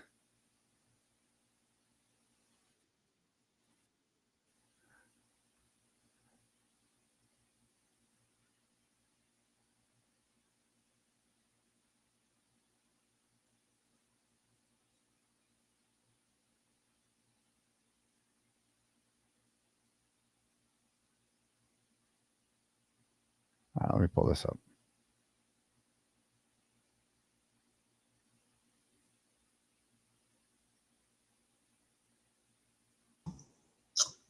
So finally, we have a phone conversation. It's about 4 or 5, maybe 6 people on this phone conversation with the Commonwealth, and they basically asked me to recant what happened that day. Mm-hmm. And, I did. I said what I said, and I told them that when I arrived and I saw the vehicle in the driveway, there was a crack missing and a piece was missing, but it was not completely damaged, like I testified.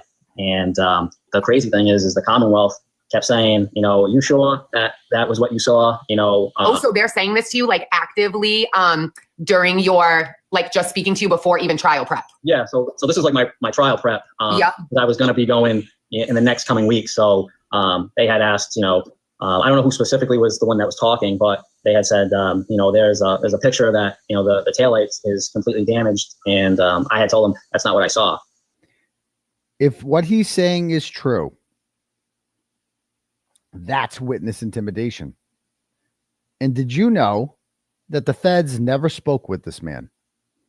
I know that as a fact. The feds never spoke with Barros, which shows you what a fucking lazy bunch of motherfuckers the feds are. Well, we'll just take their phones.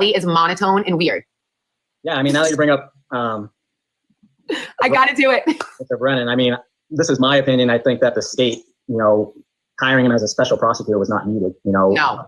The state has many DAs and ADAs that they could try the case, and they brought Mr. Brennan in as a defense attorney. He's not a prosecutor. He's always on the defense. So I feel like he was maybe playing defense for the state. Yes, almost like he was so aggressive to all the witnesses when I saw you specifically. And it was so wild because we had the experience with Kelly Devers first. And she was the most hostile, combative witness and a police officer. So you have to remember that people are seeing this, and I'm sure you did not see it. Guys, when Nick says he wasn't paying attention, he doesn't do social media. So we saw that. And then we had Dr. Marie Russell, which was the dog bite expert. And Hank Brennan was basically implying she was too old to be there. And then you come on the stand and he's coming at you again. And we're like, what is going on? You were the most stand-up, confident witness that they had, like our favorite by far. It was so amazing to see that he was like haggling you and you were still so confident. Even if you maybe like didn't feel like it in the moment, I would love to pick your brain about that. But from the outside looking in, it was so impressive that you didn't lose your mind, because I think I would have lost my shit. I could never be a witness. They would be like, girl with sunglasses, get the hell out of here. You've got a loud mouth, you're out. So what was that like? Well, I kept my composure as best as I could. I mean, I definitely wanted to say more, but got to be professional in that aspect. So yeah, for sure. I mean, I loved when you were like, okay. I can't get on Facebook all of a sudden. People are saying the justice page is down. Is that true? I don't know. We'll find out. Anyway, but either way, that's interesting. That's very interesting. And Bederow has made a post. Let's read Bederow's post. And it says, people are indicating that during his recent online interview, Nicholas Barros stated that Adam Lalli showed him the taillight photo and unsuccessfully tried to have Sergeant Barros confirm that the photo accurately depicted the condition of the taillight that he saw on January 29th. In other words, so it is said, Barros provided Lalli with actual knowledge that the DA was in possession of evidence of powerful exculpatory evidence, awareness that Officer Barros contradicted what Proctor and Buchanan said, and evidence that the taillight was tampered with. It goes without saying Lalli was obligated to disclose this exculpatory evidence to the defense. By all accounts, he instead suppressed it, based his decision not to ask Barros about the photo at the first trial, and the defense decision not to cross-examine him. If Barros really did tell Lalli that the photo did not match what he saw, and Lalli did not disclose this evidence, this is as egregious a Brady violation as you will see. The suppression of proof that the taillight was tampered with after the state police took custody of it, this would have been material to the outcome of the case. If all of this is true, this could lead to serious disciplinary consequences for any prosecutor aware of such misconduct, should substantially help a possible federal civil rights claim, and may pique the interest of a federal prosecutor regarding a federal criminal prosecution for the intentional violation of a person's civil rights by a law enforcement officer under USC. Again, I don't know how any of this works. Bederow would know more than me, but that sounds about right. If Adam Lalli asked him not to testify, if he knew about exculpatory evidence that would prove Karen Reed was innocent, and then ask this guy to suppress that statement and say something else in order to increase the odds that an innocent person would go to jail, Adam Lalli could be the first person to go to jail in this whole thing. And it would be fucking deserved. Fuck Adam Lalli. I'm sorry. He's become more likable to people because of how awful Hank is. But let's not forget what a fucking worthless maggot piece of shit Adam Lalli is. If he actually did that. I mean, that's legit, man. That's legit. Has he said anything else? Okay. Yeah. Okay. So anyway, that's very interesting stuff. So anyway, I was back talking about actually mine.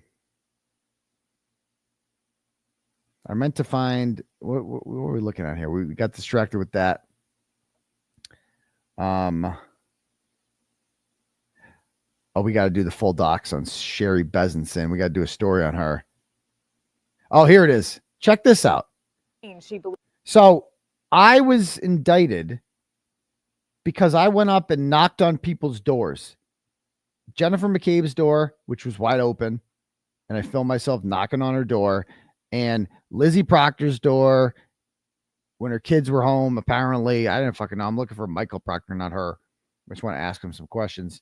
And I was indicted for that because I was emotionally harmed and they thought I was trying to scare them to change their testimony. Here's WCVB. I did not even know. Somebody sent me this today. Check this out. It would take reopening the investigation to deliver justice to the O'Keefe family. We did reach out to District Attorney Michael Morrissey multiple times and stopped by his home. He only released a statement saying they called him multiple times and he didn't get back to them, which is unacceptable. Like, you're the district attorney. I mean, you're just not going to get back to them. And so what do when the DA doesn't get back to them? They just go to his house. That's Michael Morrissey's house. You can see the 111 on the goddamn thing. So they're literally doxing him on TV, showing where he fucking lives, right? Knocking on his door. How the fuck is this any different from what I did? How is this any different from what I did? Going to someone's house. They're filming themselves do it on television. They're showing the address. They're knocking on the fucking door. Why? After he ignored them. Like, he ignored them. And then they went there anyway. Of course, this isn't witness intimidation. This is doing a journalism. This is what more of them should do. But I do this, and it's a fucking felony. Are you kidding me? We added up my year, 105 years in jail I'm facing for this. 105 years. It's outrageous. Outrageous that this happens. So anyway, back to Spanky's thing. We got a little distracted there. And by the way, if you want your messages read aloud to the class, click at the link at the top for Turtle Chat, or you can cash at me at $, Uncle Turtleboy. Okay. We cannot condone witness abuse, causing participants to worry for their own safety or that of their families. What witness abuse? And who's worried about the safety of their families? Like, who was genuinely unsafe? Can anyone answer me that? Can anybody think the justice page has really been removed? Is this true? I see a lot of people saying this. The justice page is down. I lost the 𝗵𝗵𝗺𝗃𝗃 account. That's gone. That's fucking crazy. What the fuck's going on here? I mean, this is crazy. It's absolute bullshit if that happens. We gotta make some noise. Turtleboy's gone? Don't tell me the Turtleboy page is gone too. Hold on. Let me log into my other account. Oh, I'm back on. 𝗵𝗵𝗺𝗃𝗃𝗺's back. No, it's gone. Okay, testing.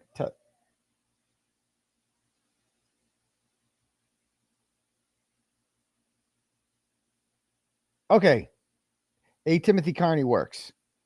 So that's good. But the justice page is gone. Let's see. Justice.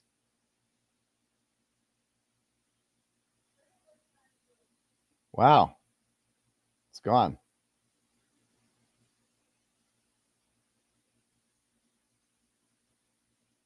We're good. We're still good. Okay, cool. All right. We're good. We're good. Anyway, back to this statement here.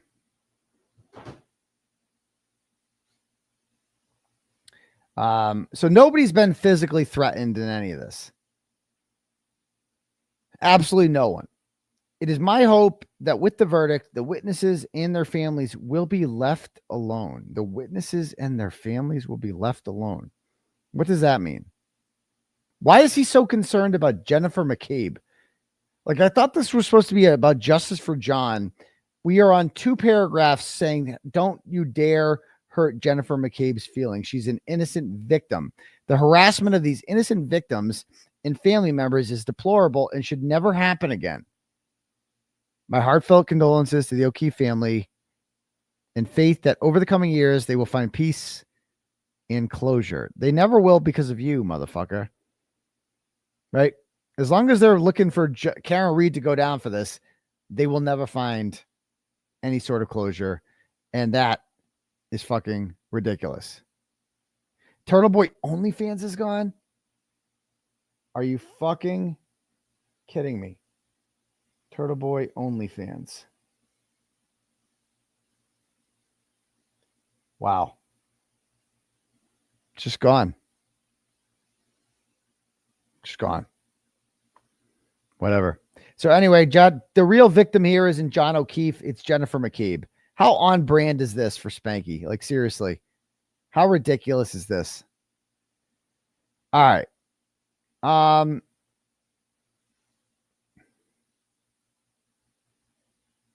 Anyway, we won. They lost, and they're out of control. I could do a whole thing on Depetro.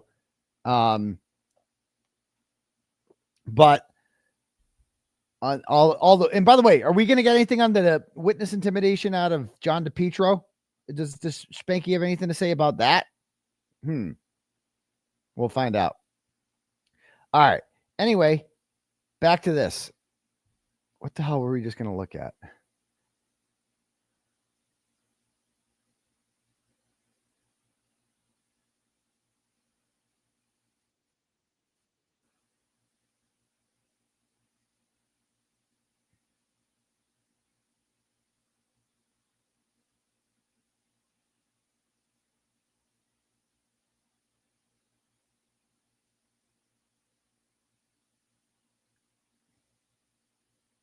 The justice page is up.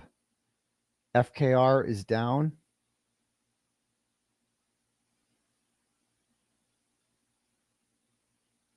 Ah, okay. I don't know. Now the I don't know. We'll see. Anyway, I'm like reading my inbox. It's like on fire right now. It's like I got hearing crazy shit right now. And I'm trying to keep up with it a little bit. Give me 1 sec. Give me 1 sec. And by the way, I'm going on 𝗺cie 𝗁 on Thursday at 8 o'clock. So check it out. Oh, so I got another video of this chick dancing. Talk about her anymore. All right. Let's talk about, give me 1 second to find these messages because they were in my Facebook inbox, which don't know if I have anymore. Let's find out.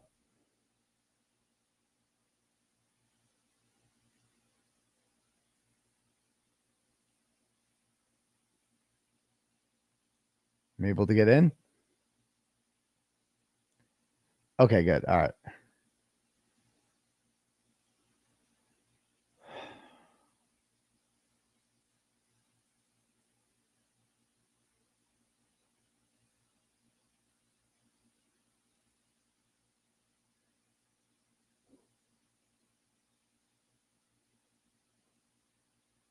Give me a minute. I'm looking for it. Just took it down.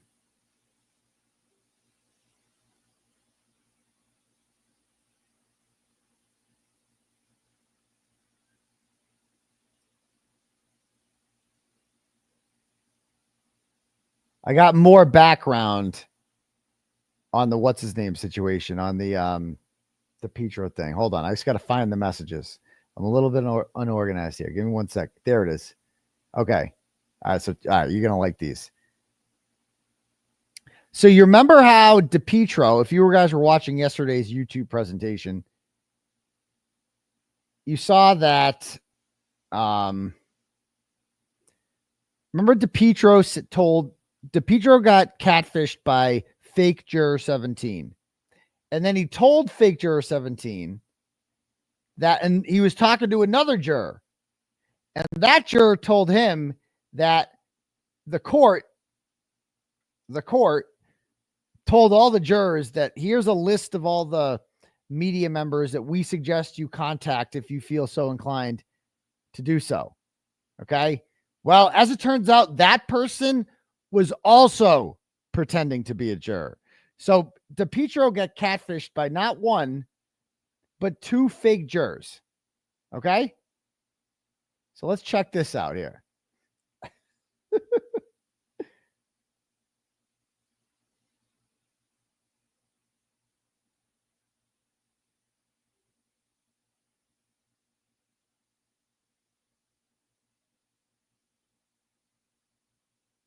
People like Rakita does meth, bro. I don't care if he does meth. That doesn't bother me. Nick Rakita is like a legend in the LawTube community. I'm going on a show, and fuck you if you don't like it. I don't give a shit. I don't do that cancel culture shit. Okay. All right, here he is. Good afternoon. I would really love to say anonymous at the current time. Okay. We could possibly have a Discord or phone call tomorrow to discuss things further. I was who was known as Juror 4 and remember seeing you vividly throughout the trial. Okay. Just imagine being Depetro and getting this message. He's just thinking, he's like, oh, no. Like when he got booed out again, when he walked out of that courthouse getting booed, he was like, it was a low moment for him. Then he gets home and he's starting to get these emails and he's like, everything's turning up Depetro. Everything's turning up Depetro. Here we go. It's Depetro's time to shine. Here we go. So he says, you always were very attentive and piqued my interest as someone who I was willing to speak with after the trial concluded. The court gave us everyone's contact information after the trial concluded and pointed us in the direction of who would best to be reached out to. Remember, we thought that when I first read this, I thought that Depetro was making this up, that he said that that the court gave the jurors a list of media members and said, oh, Depetro's the best. You got to talk to Depetro. I thought he was making that up. It turns out he wasn't. Someone else was making that up and sending it to him, and he believed it. Oh, my God. Next, and then he goes, I have more details on both during the trial and in the deliberation room as well.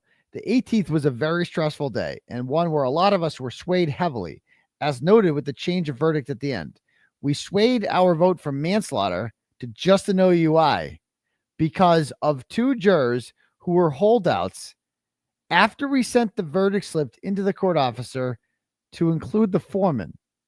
What? We did not want another hung jury for both the family of the O'Keeffes or for Karen, so we thought it was better to convict her on something, even though it was a lesser charge than to be hung at all. Okay? We aren't stupid. We knew there was a first trial and we knew it was hung. People are like, is this real? Yes and no. It's a real email, but the person's catfishing Depetro. He is pretending to be Juror 4. So again, if you're following along here, fake Juror 4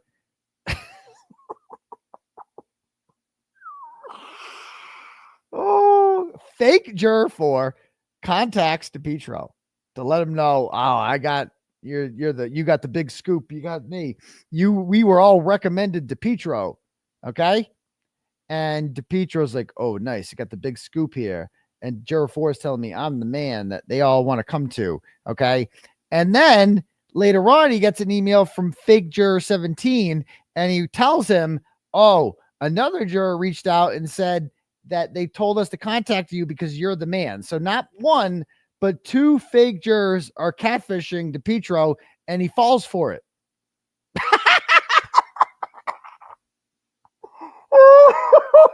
John, you're such a retard. John, if you only knew how much everyone laughs at you, dude. Oh my God.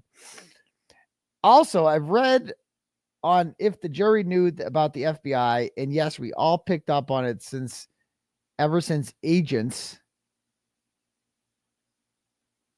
Okay. I don't know the order. So when was this one written? This one was written. This might be a little out of.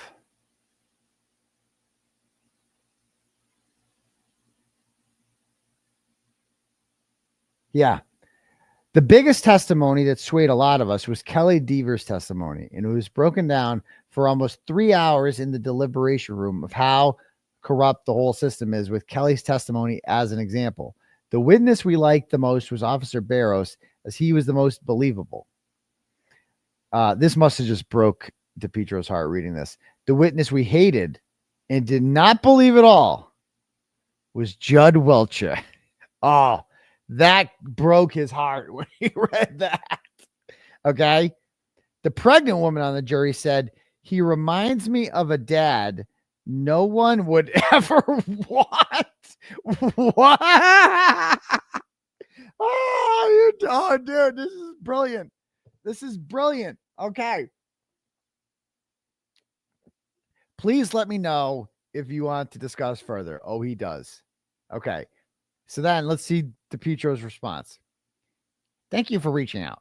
As you might expect, I would need to try to verify this. Oh, yes. Oh, yes. He verifies everything. He really verified Juror 17 yesterday. Okay.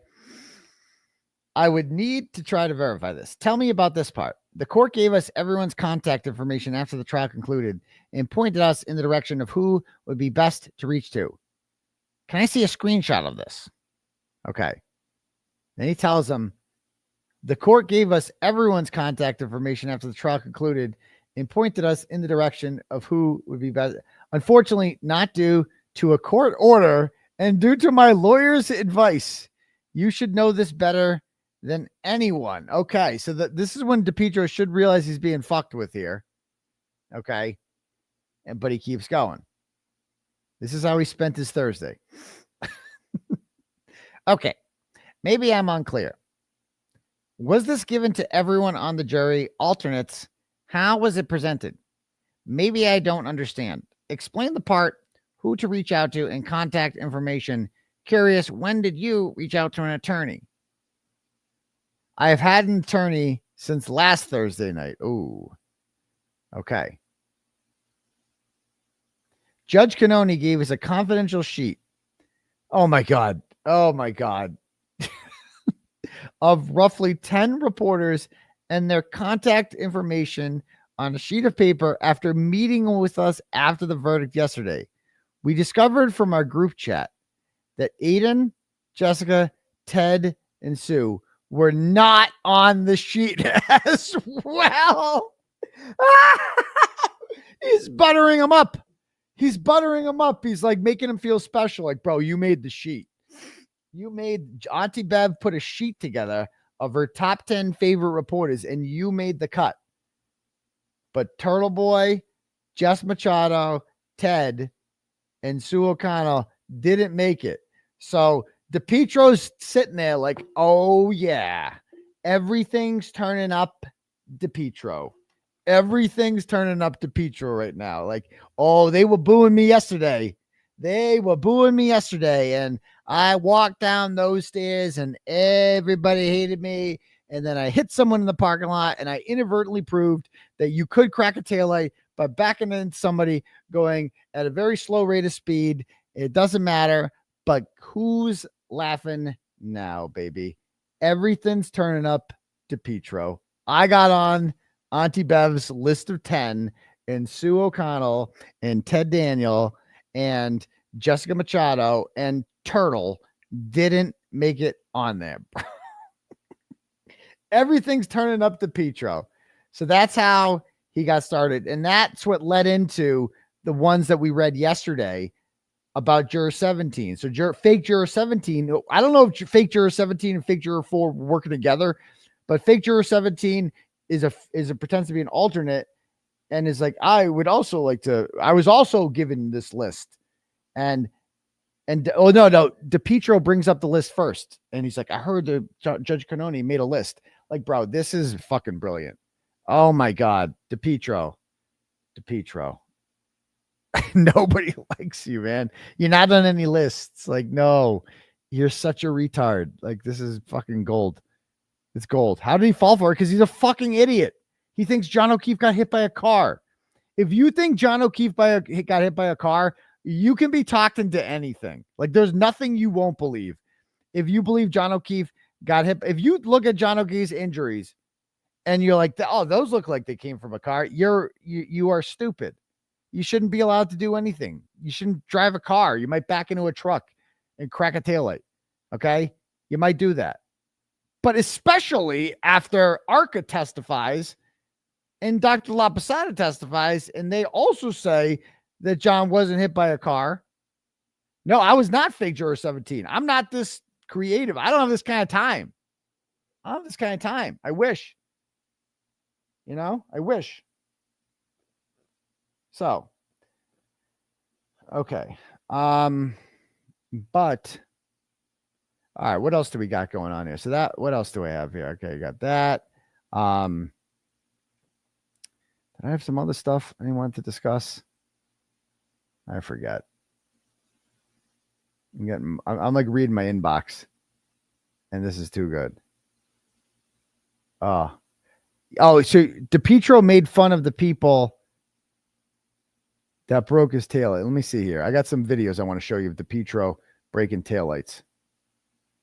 Here we go. Yeah, you just broke those people's head taillight. No, I'm going to leave them a note. Yeah. You wrecked. They're from Texas. Look at that taillight. That's how it breaks, John. Not teeny tiny shards, right? He broke a taillight.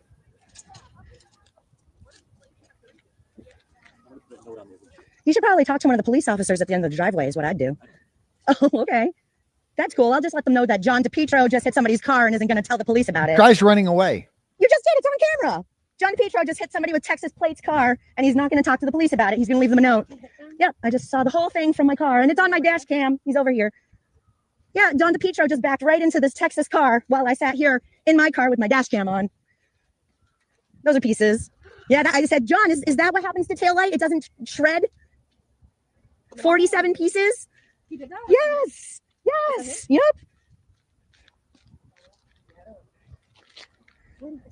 Yeah, he's right there. Happens. Parked there, so I think I need to get that license plate. Oh, then and you then meet, I saw then the you head meet, pop up, then and I you was like, meet shut the the fuck lady. Okay. Listen, I'm very sorry about that. I just need insurance information so I can get my truck fixed. I'm from Texas, so okay. I tried to get the attention down there earlier, but I didn't know who that was. so we had the county sheriff walk up to the county sheriff. Yeah, but you know, there was some people saying he just said he would need the No, I didn't want to come in. I said insurance information. I'm telling you. Okay, but I'm telling you, I was asking for insurance information. I didn't ask for phone number. I need insurance information. Call it 10. Sure. Now, did you get my note?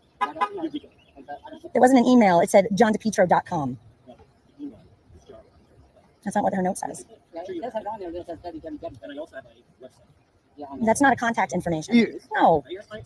So he backs into instead of putting his phone number like a normal person, he puts his fucking website, johndepetro.com on there. I mean, this guy is like the biggest grifter ever. I'm sure you asked your attorney in the 5 minutes I videoed you. Yeah, I'm the one. I was the only one here. Insurance information. I don't see what that is. Hold on. John at Depetro.com. So that's a lot. That's not an email. That's not insurance information. That's not insurance. 2 seconds. John at Depetro.com. Hold you 1 moment. John at Depetro.com. That's my. That looks like it says johntdepetro.com. Yeah. Okay. Or at Depetro.com, you can click on contact John. Okay. So hold on. I know it doesn't have. You're being very rude to somebody that you hit her car and you walked away. You would have driven away if I didn't jump out of my car and yelled at you. Where's the business card? Yeah, okay. Why wouldn't you bring one? You don't have a business card, but you went to get a business card. Yes, I did. Because this is not going to help me. No. I know who hit it, but You hit it. Misinformation. I put out what you did. Because It this was guy. live, John. I said you should talk to the police, and you said, No. We talked to the police before you did. 100% I did. I spoke to the police before anybody else. No, I need to get that. I won't. I'll walk away and let you give her your information. I don't want that. I do not. Why would I want that, you fucking asshole? Oh, the language. My vehicle is what I'm worried about getting fixed, and I'm asking for insurance information. But I didn't ask for no phone number or anything because it has nothing to do with getting my truck fixed. What's going to get my truck fixed is the insurance information. It's supposed to be left there. Insurance, everybody. This woman drove here from Texas. I've never hit anybody like that either. But I know That was at 2 miles an hour and not reverse in 24. Look at all the damage you did to that tail light going 2 miles an hour in reverse. There was no collision. What a fucking liar. No collision. I'm protecting her from your fucking ass. Okay. Oh, thanks, man. I'll walk away so she can get your information. I don't want your, what am I going to do with your information, John? You're a fucking loser. No, talk to her. Give her your fucking information, John. You don't want to give her your information? He's running. You hit her fucking car. He's running. Yeah, she's going to Texas tomorrow. And I blew it. Oh, you blew it. You're going to have a lawsuit, bro. From her. very sorry. I would have talked to her. I was about to give you the information. Yeah. He won't give her the information. I said, I don't want your fucking information. I don't want your insurance He's information, running. John. He's running. Yeah, walk away. He's making a break for it. Hey, walk away with him and give him. You're not going to use that as an excuse. It's not an excuse. You should have put that information on my truck. When you hit, Can somebody call 911? He's running, bro. He's running. in there when you hit my truck. Making a break for it. Picked up all the pieces of my taillight, put it up on the truck nicely, and that was nice of you. Thank you. But no, you're not even. No, I said I'd walk away. Nobody wants your fucking insurance information, John. Yeah, John. And it should have been left there. He wants to give it to her. Oh, away. I'm a lot. You also said you didn't hit the car. You didn't hit the car. You didn't hit the car. I fucking watched you hit the car. Oh, the language. I said, fuck. No, I'm her witness. I'm her witness.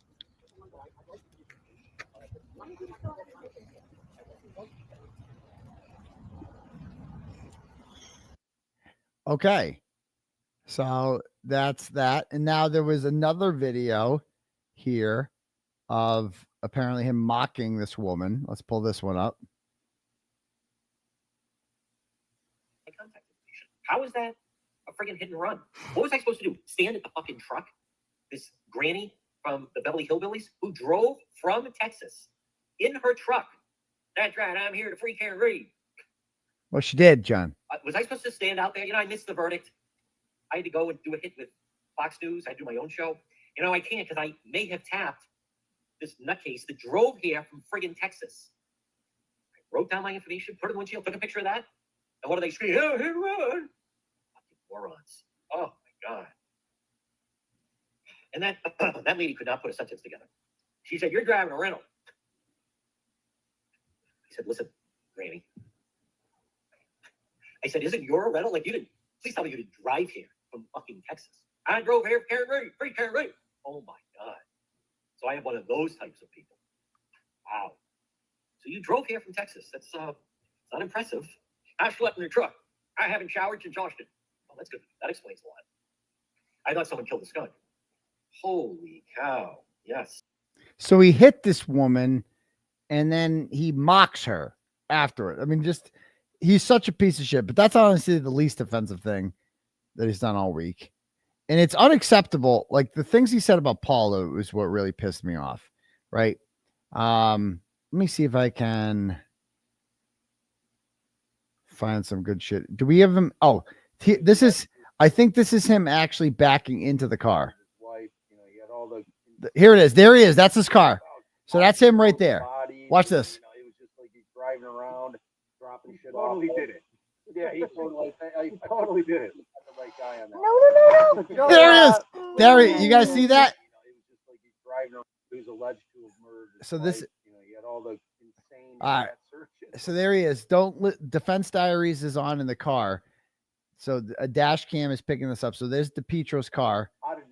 Okay. And now he's going to, for some fucking reason, he doesn't just go head first into the spot. He's got to back into it because he's in a real rush to get out of there. So he's going to back into the spot. It was just like he's driving around. And then totally did it. He's going to hit it. He totally did it. That's the right guy on that. No. Right there. He hits it. And that's at a real low rate of speed. He just hit that car. Okay. That's the same speed that Karen Reed was going when she hit John O'Keefe's car and broke her taillight. And they told us that you can't break a taillight doing that. And then John Depetro literally proves them wrong. Tell me this was not, you can hear the crack. Tell me this was not a sign from God that Karen Reed's about to be acquitted. This happened like an hour before. And this was that day was so boring until 2:00.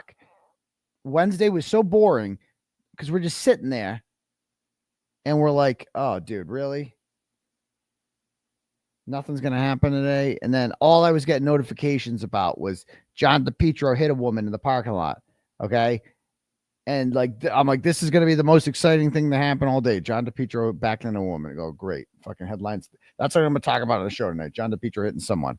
Turns out some big shit happened because this was a fucking sign from God.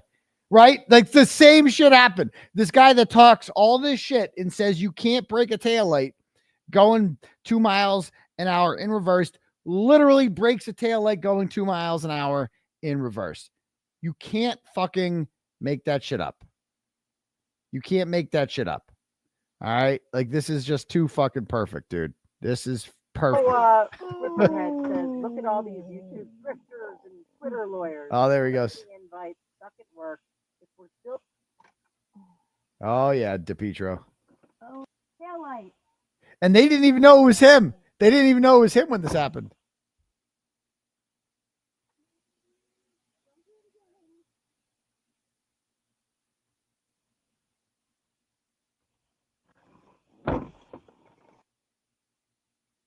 Okay, so that's part one. Let's see part two. Buick.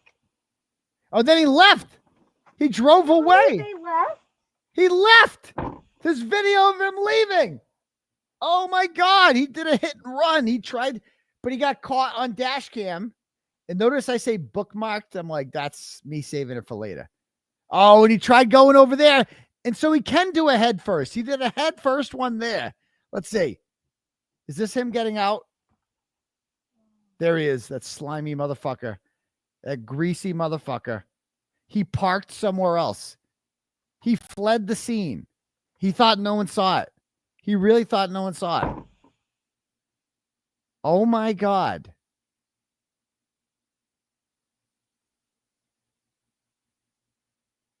But this lady, she catches them. And they have no idea this is Depetro. And it turns out there he is. There he is. That's where he first discovers. Oh, and that's the lady who was filming him. Now it's all making sense. I get it now. I get it now. All right. What's this? Let's see what video this is. I just need insurance information so I can get my truck fixed. I'm from Texas, so. Okay. I tried to get your attention down there earlier, but I didn't know who that was. Yeah. Well, we had the county sheriff walk up. It's the county sheriff that. Yeah, but you know what to do with some people standing with you. He just said people need to want your phone. No. I didn't want your phone number. I said the insurance information. Wow. So this guy literally hit a fucking car. I can't believe he did this. I can believe he did this. You know. Anyway. So that's pretty wild. Okay. Anything else here? And then just look how, I just want to show you how nasty these people are. I hate even showing their negativity, but here's Roberta Glass, this just pig, this elderly pig, who's the most vicious person ever, and says, if your children ever ask you if monsters are real, don't lie to them and say no. Monsters are real. They walk amongst us. And so they call this, she's calling her a monster. What a fucking piece of shit. They have the nerve to say we're the bad guys. Fat, ugly Brazilian girl says what? Horrible. Oh, did you guys see this? Like, how did I not see this? We got to talk about this. If you guys don't know about my history, Rachel Rollins, you're new here. Go back and read some of it. I spent years shitting on Rachel Rollins. She's the former communist district attorney of Suffolk County. She got elected in 2018 and kind of ran on a platform of police, like fuck the police kind of shit. Like the police did not like her. Boston police did not like her very much. And the person she beat was Greg Henning, who is Brian Albert's attorney. He was supposed to be kind of the heir apparent to Dan Connolly, the former Suffolk County DA. And so she gets on there and she's Miss like BLM, all that stuff, like opposite of my politics. So she, she came as advertised, I guess. And in 2020, I forget, maybe it was 2021, around Christmas, she was involved in a road rage incident with a woman named Katie out of the South Bay Mall on Christmas Eve. And she was in a government issued vehicle that had a blue light on, like she had police lights on it. And so she like screamed at a woman who she got in a road rage incident with, trying to pull out of the mall, and then put her blue light on and left. And the woman reported it, and I got a scoop on that, and then I reported it.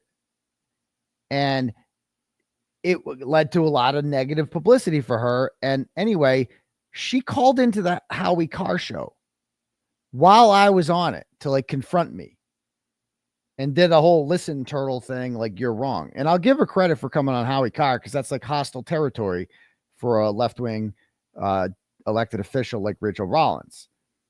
And I kind of actually respected that about her, that she had a little fight to her, a little spunk to her. But anyway, later on, Rachel Rollins, I'll just show you this shit. You got to read my history, Rachel Rollins, TV Daily News. And this is why I can do a show every night, because there's never a shortage of content around here.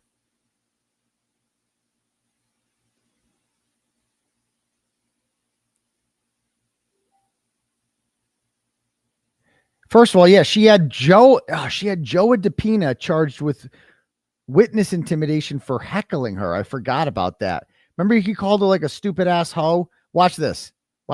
Joe is my guy. He is a Karen Reed supporter, and he's fucking hilarious. Sir, You get listen to him. trying right now to talk to the community about an event.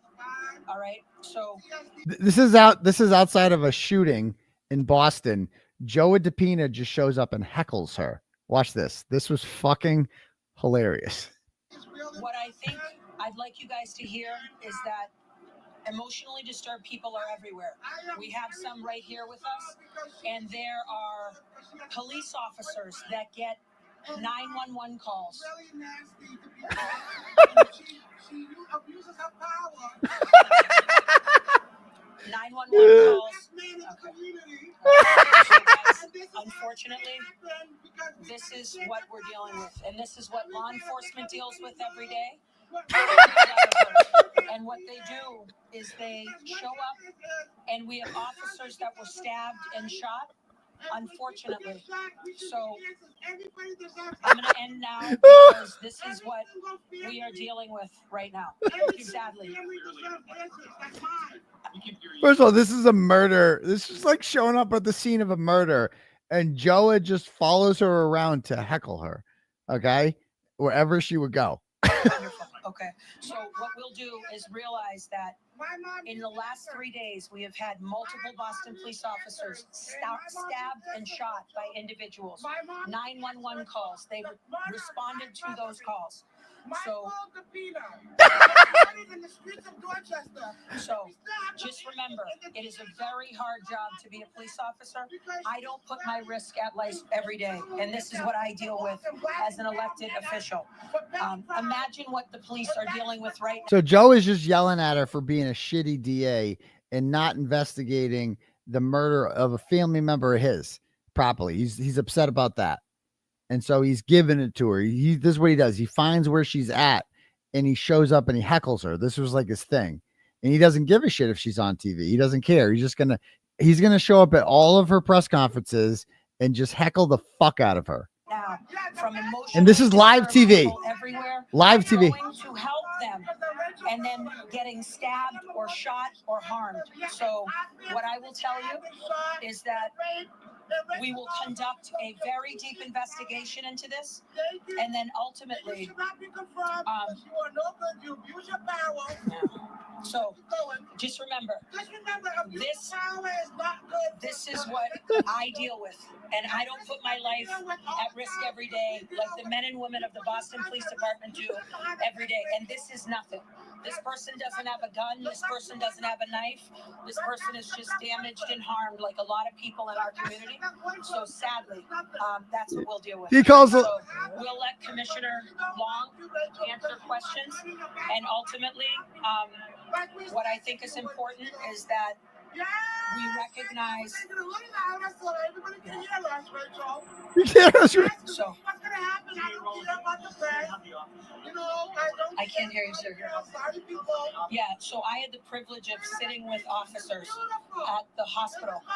Their wives showed up crying. Their family members are terrified.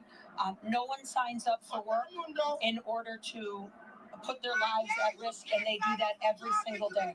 So ultimately, we deal with people every day who try to threaten you. And remember, I don't put my life at risk every day like the men and women of the Boston Police Department every single day. So thank you. And just, guys, mental health is very real, as we can see right here. Thank you. Did they tell you anything? You sat with the officer. What did they tell you? Well, they were grateful, but the mayor as well always went to the mayor went and thanked them for their services as well, as did Commissioner Wong, as well as myself. So essentially, they were, grateful, I believe, but many of them feel as if they're not being appreciated, quite frankly, right? These are 911 calls that they're returning their calls to. And the disrespect, just to be clear, this is the community that's trying to get information, and this is the very disrespectful behavior that the community engages in, so that the people in this neighborhood who are terrified about possibly losing their lives today now can't hear, because people who have multiple, criminal cases and other things happening, threatening us. That's what we deal with. So You know what the call was?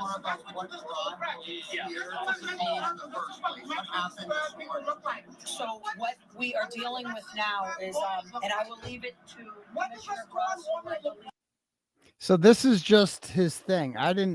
When I first found Joa, that was just too good. I didn't understand what his shtick was. I thought he was kind of a douchebag at first. I misunderstood him.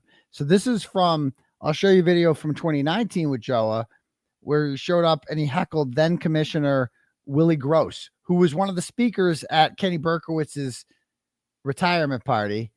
Just listen to him here, what he says to Willie Gross. He would just... You fat bitch! You fat threatening people, fat cowboy! We were in a new outfit.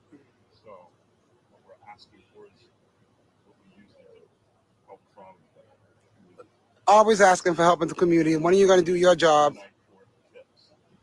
No, when is he going to do his job? He shouldn't have gave me the finger. Then we would have never had a fucking problem tonight, buddy. We wouldn't have had a problem if you didn't give me the finger in public on Facebook. You shouldn't have gave me the finger, and we wouldn't have had a motherfucking problem. You fat cowboy. Your mama, like you said, my mama, your mama, your mama, your mama, your mama, your mama, your mama, your mama, your mama, your mama, your mama, your mama. Not the mama. Not the mama. Not the mama. Your mama, you fat ass, you fat cowboy, your mama, you fat cowboy, you fat cowboy. No, he gave me the finger in front of the public. Fuck you.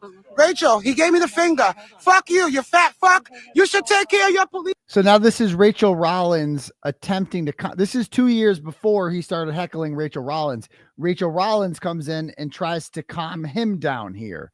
Okay? He's that are out here threatening people. Your department is the most violent department. Your department is the most violent department and being ran by you. You fat bitch. You fat ass. You fat ass. You fat ass. You fat ass. And there's Rachel Rollins. Just hold my hand for a minute. Okay. Hold my hand. She holds his hand. Okay. He told me my mama and he gave me the middle finger. So I'm upset. He does give him the finger. He does give him around you, so I know you. Okay, a second. I'd be rude. Did to me? He gives it. Watch, he gives him the finger here. No, you saw that? So are you gonna give me the finger again in front of the cameras? Are we gonna do the finger again like this, like you did to me? Because that's what he did. Yeah, she does give him her badge. She lets him play with her badge.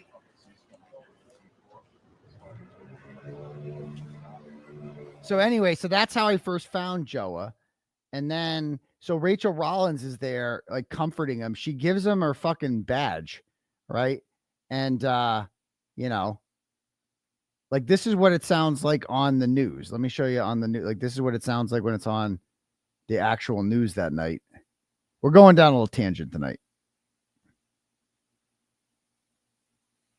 Officers from Area D4 responded to a radio call for a person shot at Hammond Street in Westminster.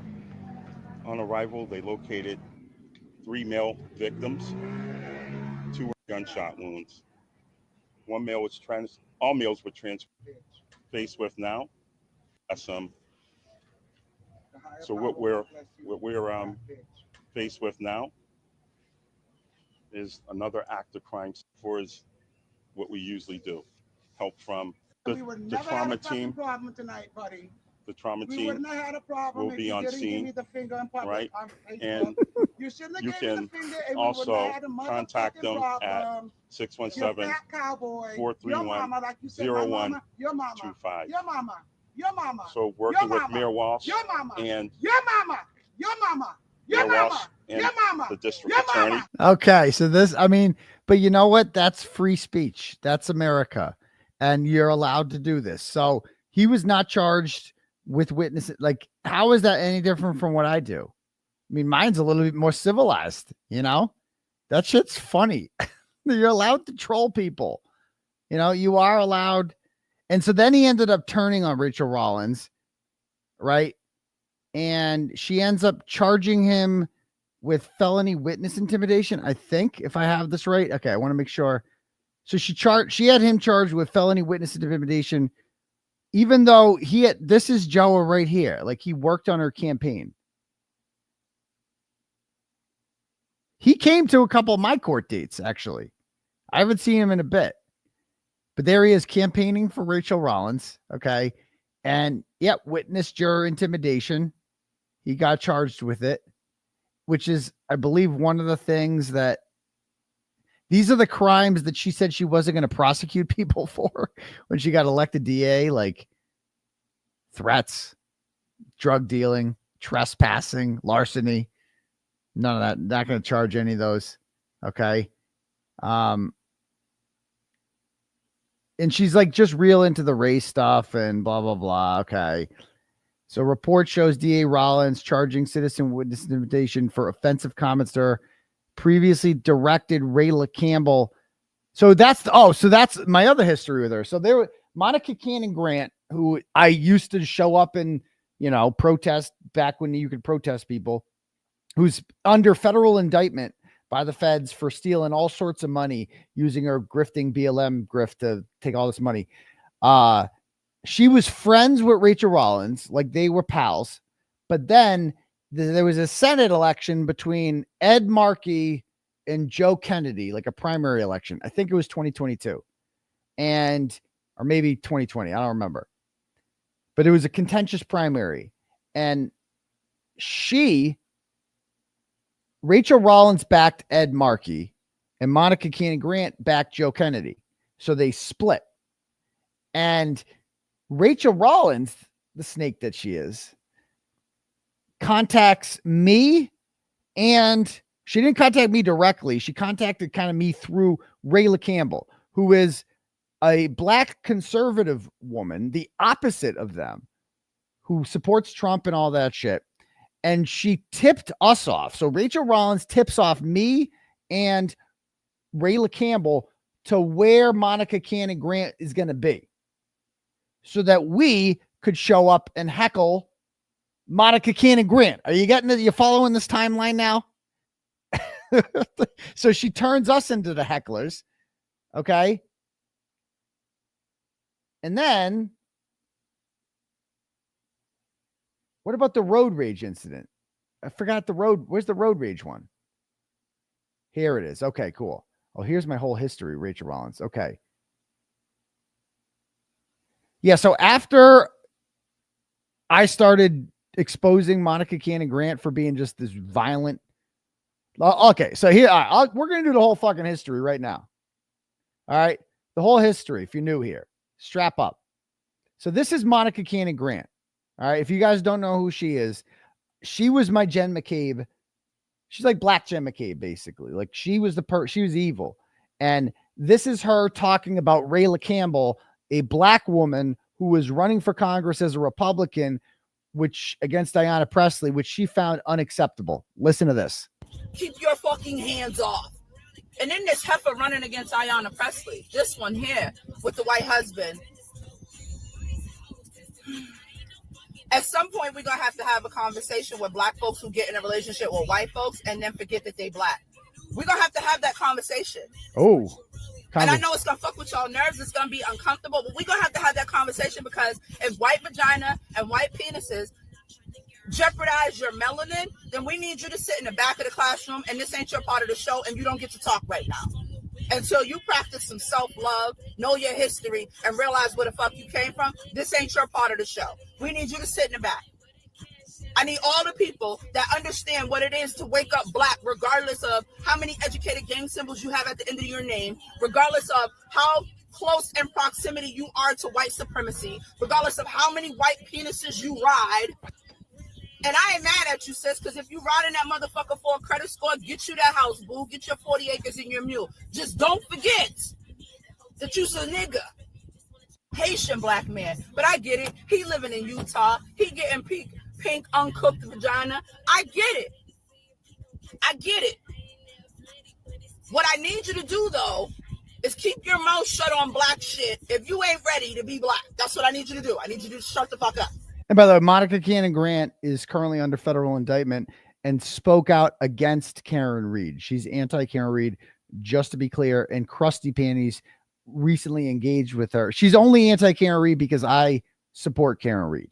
And her beef with Karen Reed was, why aren't people supporting me when I'm also being charged?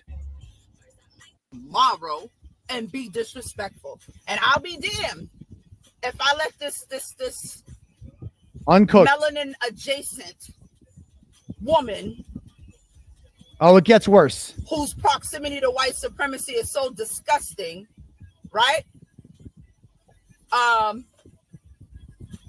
Be disrespectful to our congresswoman because white folks have convinced her that she been drinking the water. I don't know. White folks have convinced her that she was better. I don't know. She was one of those she's an exceptional Negro. Is that what it is?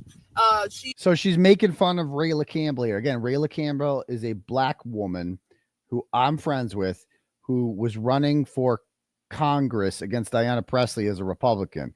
And she hated that shit because black people are not allowed to be Republicans in Monica Cannon Grant's eyes. You're just not allowed to be that. Like, so she hates race mixing, and she hates what she calls, that's why she's talking about pink uncooked vagina, because some black guy she knows was banging a white chick and he called it uncooked vagina. That's what she calls it. And 𝗿𝗓 Campbell's also married to a white guy, and that's where she says you're riding white penis for a credit score. That's what she's talking about there. She crossed county lines to disrespect a white woman. Malcolm X would have blew somebody's fucking head off or ordered the motherfucking whatever. And I get it. You've been riding white penis for a while. I don't give a shit. You and Tom, Chad, Bill can get it. They're working, and they recognize the master don't give a shit because at a drop of a dime, their men was fucking slaughtered in front of them. We were raped and had to breastfeed their little ignorant ass kids that build fucking methamphetamine labs in the goddamn basement. And then you had the house Negro who was so excited about being in the motherfucking house. Yeah, she did. That every time master got sick, they're like, Yeah, she did speak at Billerick. She was the Billerick after she was arrested and charged by the feds. In 2022, Black History Month, Billerica High School invited her to be their Black History speaker. Can you believe that shit? Like, I lost it. I went to the Billerica School Committee meeting, and I gave a speech there that you guys can see on my YouTube channel if you look at some of my older content, and I ripped their whole school committee a new asshole over this shit. I've been doing what I do in Canton for a long fucking time. Like, that's the thing about this. Like, I've been doing this shit forever. I've been going at people like Jennifer McCabe and Monica Cannon Grant for a while. And it didn't become, but it might be a racial thing. Like, it didn't become a witness intimidation till I started doing it to white people. I mean, maybe she's got a point there. Like, I could do this all day long to Monica Cannon Grant and it's legal. But you do it to fucking Jennifer McCabe, all of a sudden it's witness intimidation. He's sick, master. And every time master did something, Weeze did it, master. And God forbid one of us tried to get away, the house Negro would go, look, they's trying to get away, master. They's running again. That's what this woman is. And Randolph, and we're going to figure out how to organize an event for our Congresswoman Ayanna Pressley, because we need this heifer to understand that regardless of how many white penises she ride, and regardless of how many white supremacists she recruit, and regardless of how many Trump supporters that she support, that at the end of the day, keep your hands off. Okay? Keep your fucking hands off. And then when it comes to our district attorney, Rachel Rollins, yes, I fuck the police all day long and twice on Sunday. But what you not gonna do is put your hands on that black woman, you 4 white men. I don't know what that means. So that was her. Okay. So that's Monica Cannon Grant.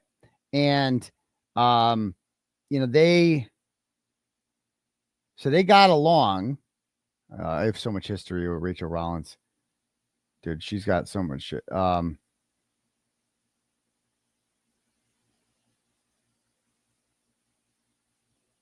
Dude.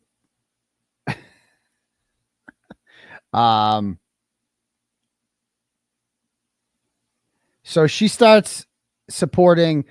So they're boys. They're friends. Rachel Rollins and Monica Cannon Grant are friends. And then one of them starts supporting Ed Markey, and the other starts supporting Joe Kennedy, and they have like a breakup. But Rachel Rollins starts distancing herself from Monica Cannon Grant because she says crazy shit like that. And then I write a 2-part series. Monica Cannon Grant had this fraudulent nonprofit called Violence in Boston.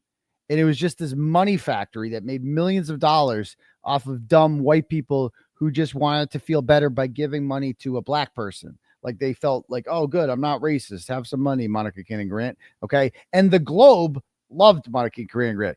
And you know who else loved Monica Cannon Grant? Sue O'Connell did.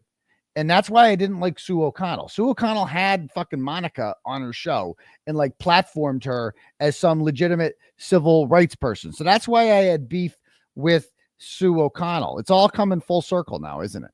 Right? So anyway, Rachel Rollins is the DA. Joap Depina, okay, starts heckling her because he becomes disappointed with how her job is as whatever. Okay. And then I get this police report. Okay. That she used her blue lights to go through a red light in a state vehicle while leaving a mall on Christmas Eve. So I get this report. Okay. And I'm like, whoa, okay. So now that's a hot tip. That's a big story I publish. And then she goes on her Twitter account and she starts comparing herself to the white woman who reported her to police. She starts accusing her of trying to lynch her. That's like Emmett Till, I think she compares herself to. Okay. Some women have the luxury of saying whatever they want and being believed. Okay. And okay. And then she went on 𝗺𝗵𝗃. Right before the show started today, I got a call from a friend of mine in Boston, and he said that there was a police assaulted a feline, and that to say, according to a Boston police report, issue tickets. So they're about that. So right back. So she goes on 𝗺𝗺𝗺 and explains like, oh, I'm, you know, whatever. And didn't do anything. And you guys just believe in this woman because she's white. Okay. And whatever. So she starts attacking the woman who's a really nice woman whose fiance ended up being a black man too, but that's for neither here nor there. And then she does this. Then the media. So after I reported about what Rachel Rollins did, you're getting the full history lesson tonight. So I don't like Monica Cannon Grant, and I also don't like Rachel Rollins. Okay. And Monica Cannon Grant is just gutter trash. Like, who cares about her? She's a grifter. She makes a lot of money. Rachel Rollins is the DA. All right. She's an elected official. And so she gets in this road rage incident that I report about. And then the media shows up at her house. And this is what she does when she shows up at the house. Oh, did they take the fucking videos down? Oh, don't tell me Live Boston took their videos down. Okay, here it is. We're going to put this on here. This is your house. Yeah, so as a black woman in this moment, in this country, you're going to put my house on the screen? No, ma'am. We're just here approaching you to ask you a question. Get away from my family. Speak to me at my job. If I get hurt or harmed because of this, you are on the record for that. Or my kids are killed, and you're going to put... Okay. So she's like, if you get my kids killed because you came to my house. So the media shows up at her house and starts asking her questions. My kids are inside. Can we speak to you for 1 second, Miss Rollins?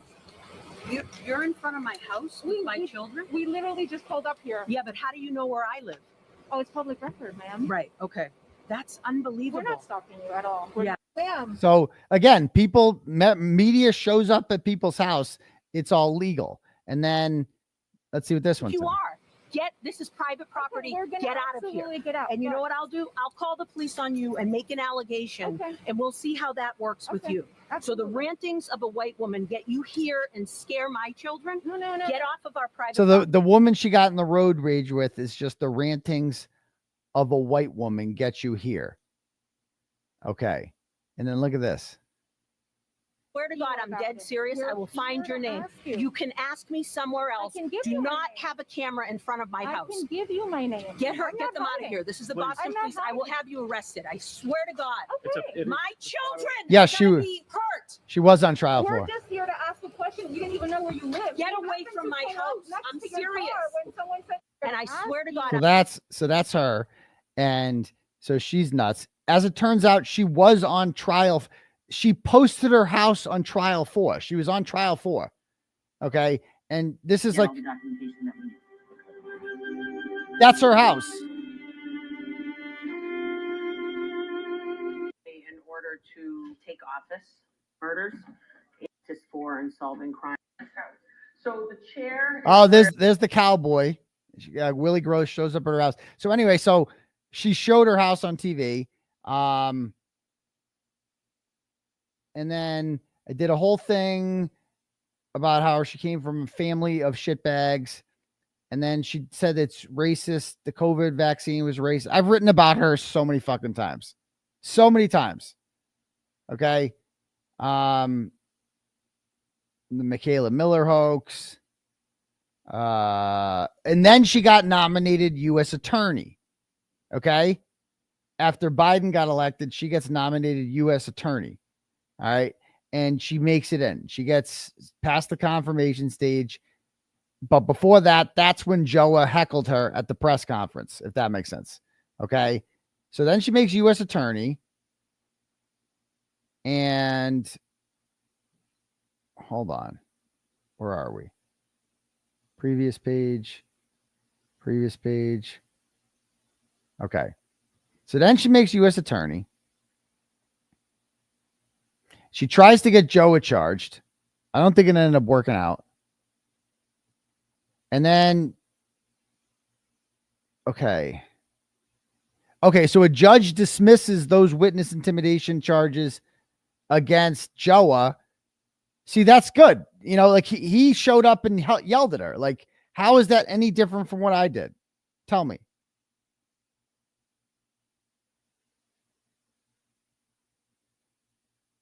Anyway, I forgot about all these stories. Then Mark Randazza sued her. And then I don't even remember. Okay. And then Monica Cannon Grant got her house got raided or whatever. So then, okay, so we're done. Now, then Rachel Rollins becomes U.S. attorney, and that's where the Karen Reed story comes in, because she was U.S. attorney when the investigation into the Norfolk County DA's office begins. Does that make sense? Are we there yet? So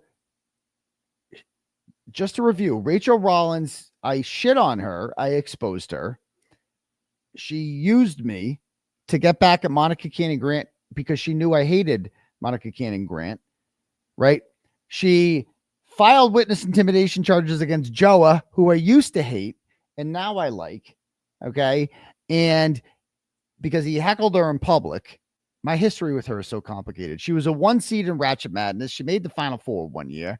And now, anyway, she becomes U.S. attorney, but then within a month of me starting my Can't Cover Up series, she resigns in an ethics investigation. Turns out she was like giving away Celtics tickets and shit and all sorts of stuff. And then that's how Josh Levy became DA. So anyway, today, out of nowhere the other day, I didn't even notice that she said this about me. I did not see this one coming. Without Turtleboy, does anyone know or care about the Karen Reed trial? His relentless reporting, she calls it, bro.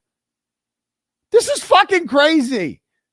I can't believe, when I saw this, I'm like, Rachel Rollins said something nice about me. This is crazy, bro. With my history with her, I have the most complicated history with Rachel Rollins. Okay. And his relentless reporting in the face of repeatedly being told by law enforcement that he was wrong and there was nothing to see here, cracked this case wide open, and that should not be lost in all the reporting. So thank you, Rachel Rollins. Thank you. I appreciate, even though we've had our differences, right? I would never endorse somebody like you for district attorney at all, ever. And I think what you did to Katie Lawson was horrible with that road rage. Horrible. Right? But part of me kind of respects you because you came on Howie and you're not afraid to like battle it out, even with like on hostile territory. Like Elizabeth Warren would never do that. Ed Markey would never do that, you know? And I kind of respect how you low key used me and Rayla Campbell to go at Monica Cannon Grant. I kind of respect that. You know, I don't respect you going at Joap Depina because I think that's free speech what he did and you lost that one. I don't respect what you did as a United States attorney with your ethics violations. I don't need that. But then I respect this.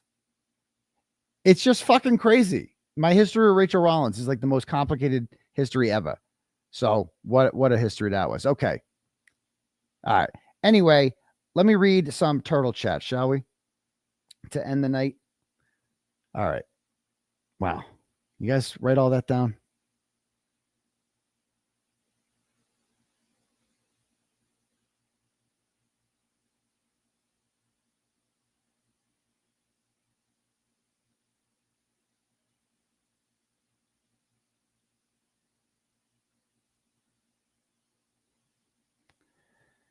All right.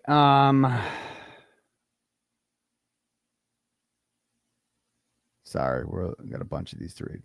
All right. Benjamin sends $25 and goes, journalism is not a crime. Free Turtleboy. Thank you. The Druid sends $15 and goes, any truth to the rumor that Irish Demon has died of syphilis, contracted from a dump truck or something crusty? I don't know what happened to Irish Demon. That guy's a piece of shit. That's old. That's way in the past, my beef with him. Thank you. Betty sends $10 and goes, Aidan, heard Bev call Foreman Mr. Rose. Also heard Bev is related to the McAlberts. God bless you for all you do. Okay. Tina sends $10 and goes, hey, Turtle, side by side or back to back, Garrett Wing versus Dr. Crosby. Also drink electrolytes and start muscle cramps. Okay. Amy sends $250. Woo! Thank you. And says, my contribution to your defense fund. The only reason I heard about this bullshit was through your reporting. Thanks for all you did for Karen Reed and fuck the Commonwealth. Thank you very much, Amy. Very gracious. David Owen, my dude, the Druid, said, I already read that one. Okay. Thank you, David. Patricia sends $10, goes, I can't afford much, but I wanted to give you something towards your defense fund. Thank you for shining a light on corruption. My pleasure. Thank you very much. Every little bit counts. Thank you. Holly sends $25 and goes, all other journalists have left me hanging with tons of unanswered questions in their interviews, but you wrap it up completely. That's what she said. Okay. Time to free Turtleboy. Everybody needs to start wearing green. Okay. Thank you. And I take pride in that. Thank you, Holly. Donna sends $10, goes, need new merch, crying turtle towel for Brennan. You did so much for Karen Reed. It is appreciated. Well, thank you, Donna. My pleasure. Amy sends $10 and goes, here's another $10. Okay. Thank you. AB sends $5 and goes, can we talk about John Depetro's interview? Which one? You'll have to be more specific. There was a few. I love the Depetro content. Denise sends $10 and goes, some of the key players might not want to interview with you until civil cases are all done. No matter what, nobody can take away this movement support was because of you. I don't think that's it. I don't think that really is. I mean, give me a break. Lily sends $10, goes, hey, Dr. Turtleboy, how about inviting Miss Little on your show? She's a silent MVP that could offer a perspective. I might have to do that. Thanks. Liz sends $10, goes, my sister turned me into a Turtleboy fan and Karen Reed supporter. Shout out to Regina D in North Attleboro. She's been a loyal supporter since the day you started looking into the case and was there to show support when Krusty and Offspring lied in Dedham District Court. You are in our prayers, Daddy. Well, thank you, Liz. Big Bad Brian A sends $10, goes, Turtleboy, we love you so much, and you are such a mature man for being in your 40s. Thank you so much for everything you do. You have been there since day one of the first trial.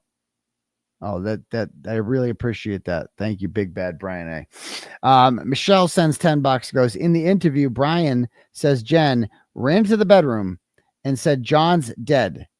If Brian was hungover, he and John weren't friends, and he didn't come over that night, wouldn't Brian's first words be John who? That's a good point. That's a fair point, Michelle. Thank you for pointing that out. Jennifer sends $5, goes, I find it hard to believe that these big bad Boston cops were intimidated. What a bunch of vaginas. Well, the Boston, yeah, Brian Albert was. That's true. Gretchen McLaughlin sends $100 and goes, when do we get to talk about Scanlon? Whenever you want. Thank you for the $100. I've talked about Scanlon a million times before, so you're free to watch any of the various episodes where we do that. Layla sends $5 and goes, I watched last night's episode today, and you mentioned the stairs that Johns took. Karen said she saw him go to the side door. How would he walk up steps if someone signaled from the garage entrance? He goes back down the steps. The garage looks lower than the main house. Are there steps? I don't think so. If so, there's 3 sets of stairs. I don't know about that. Thank you very much. Layla. Peter sends $25, goes, good day, Dr. Turtle. Many thanks for keeping us up to date with current events. Also, I had to Google the meaning of Dutch oven. Oh, God. Don't try that at home. My French bulldog loves giving me a Dutch oven. Oh, I bet he does. Cheers, Peter from Sydney, Australia. Good day, mate. Summer sends $10, goes, Hank was there for one reason, attention. He proved one thing, that he will try to win at all costs, even at his own integrity, an innocent woman's freedom, and a $400,000 can of paint. I hope he burns in hell for what he tried to do in Karen Reed. I really do.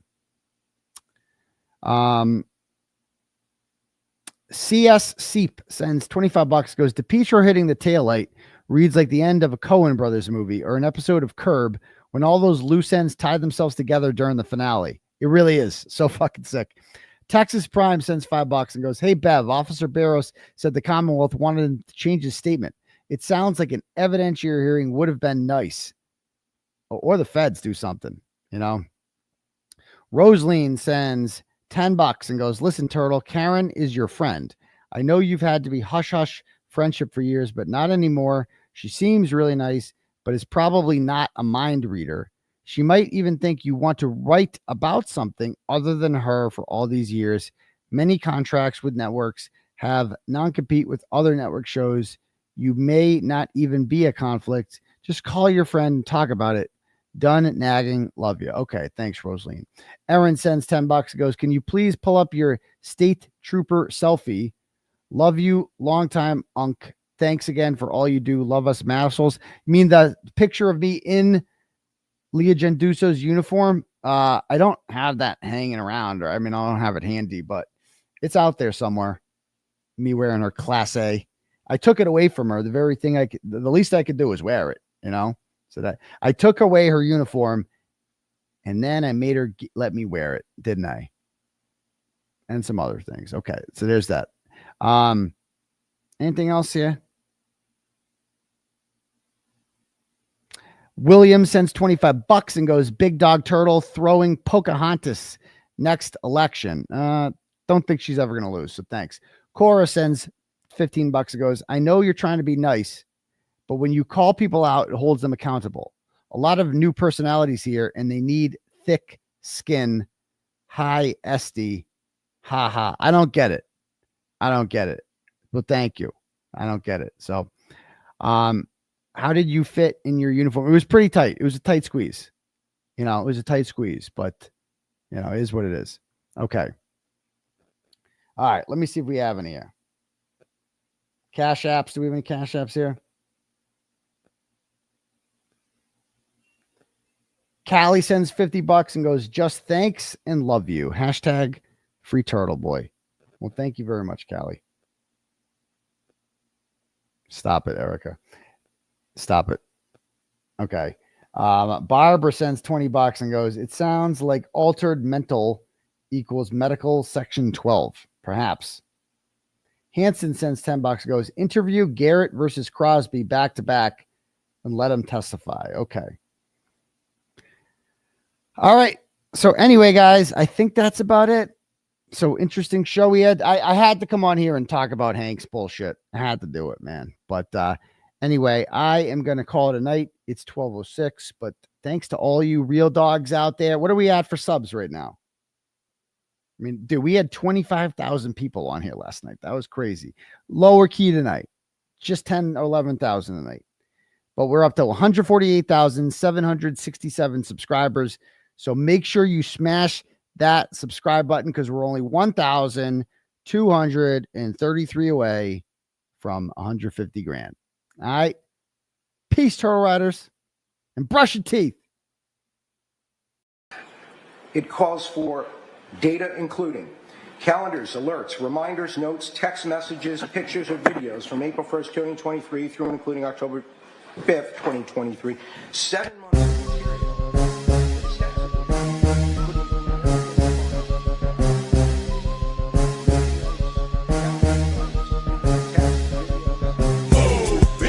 Get out the way, bitch, get out the way.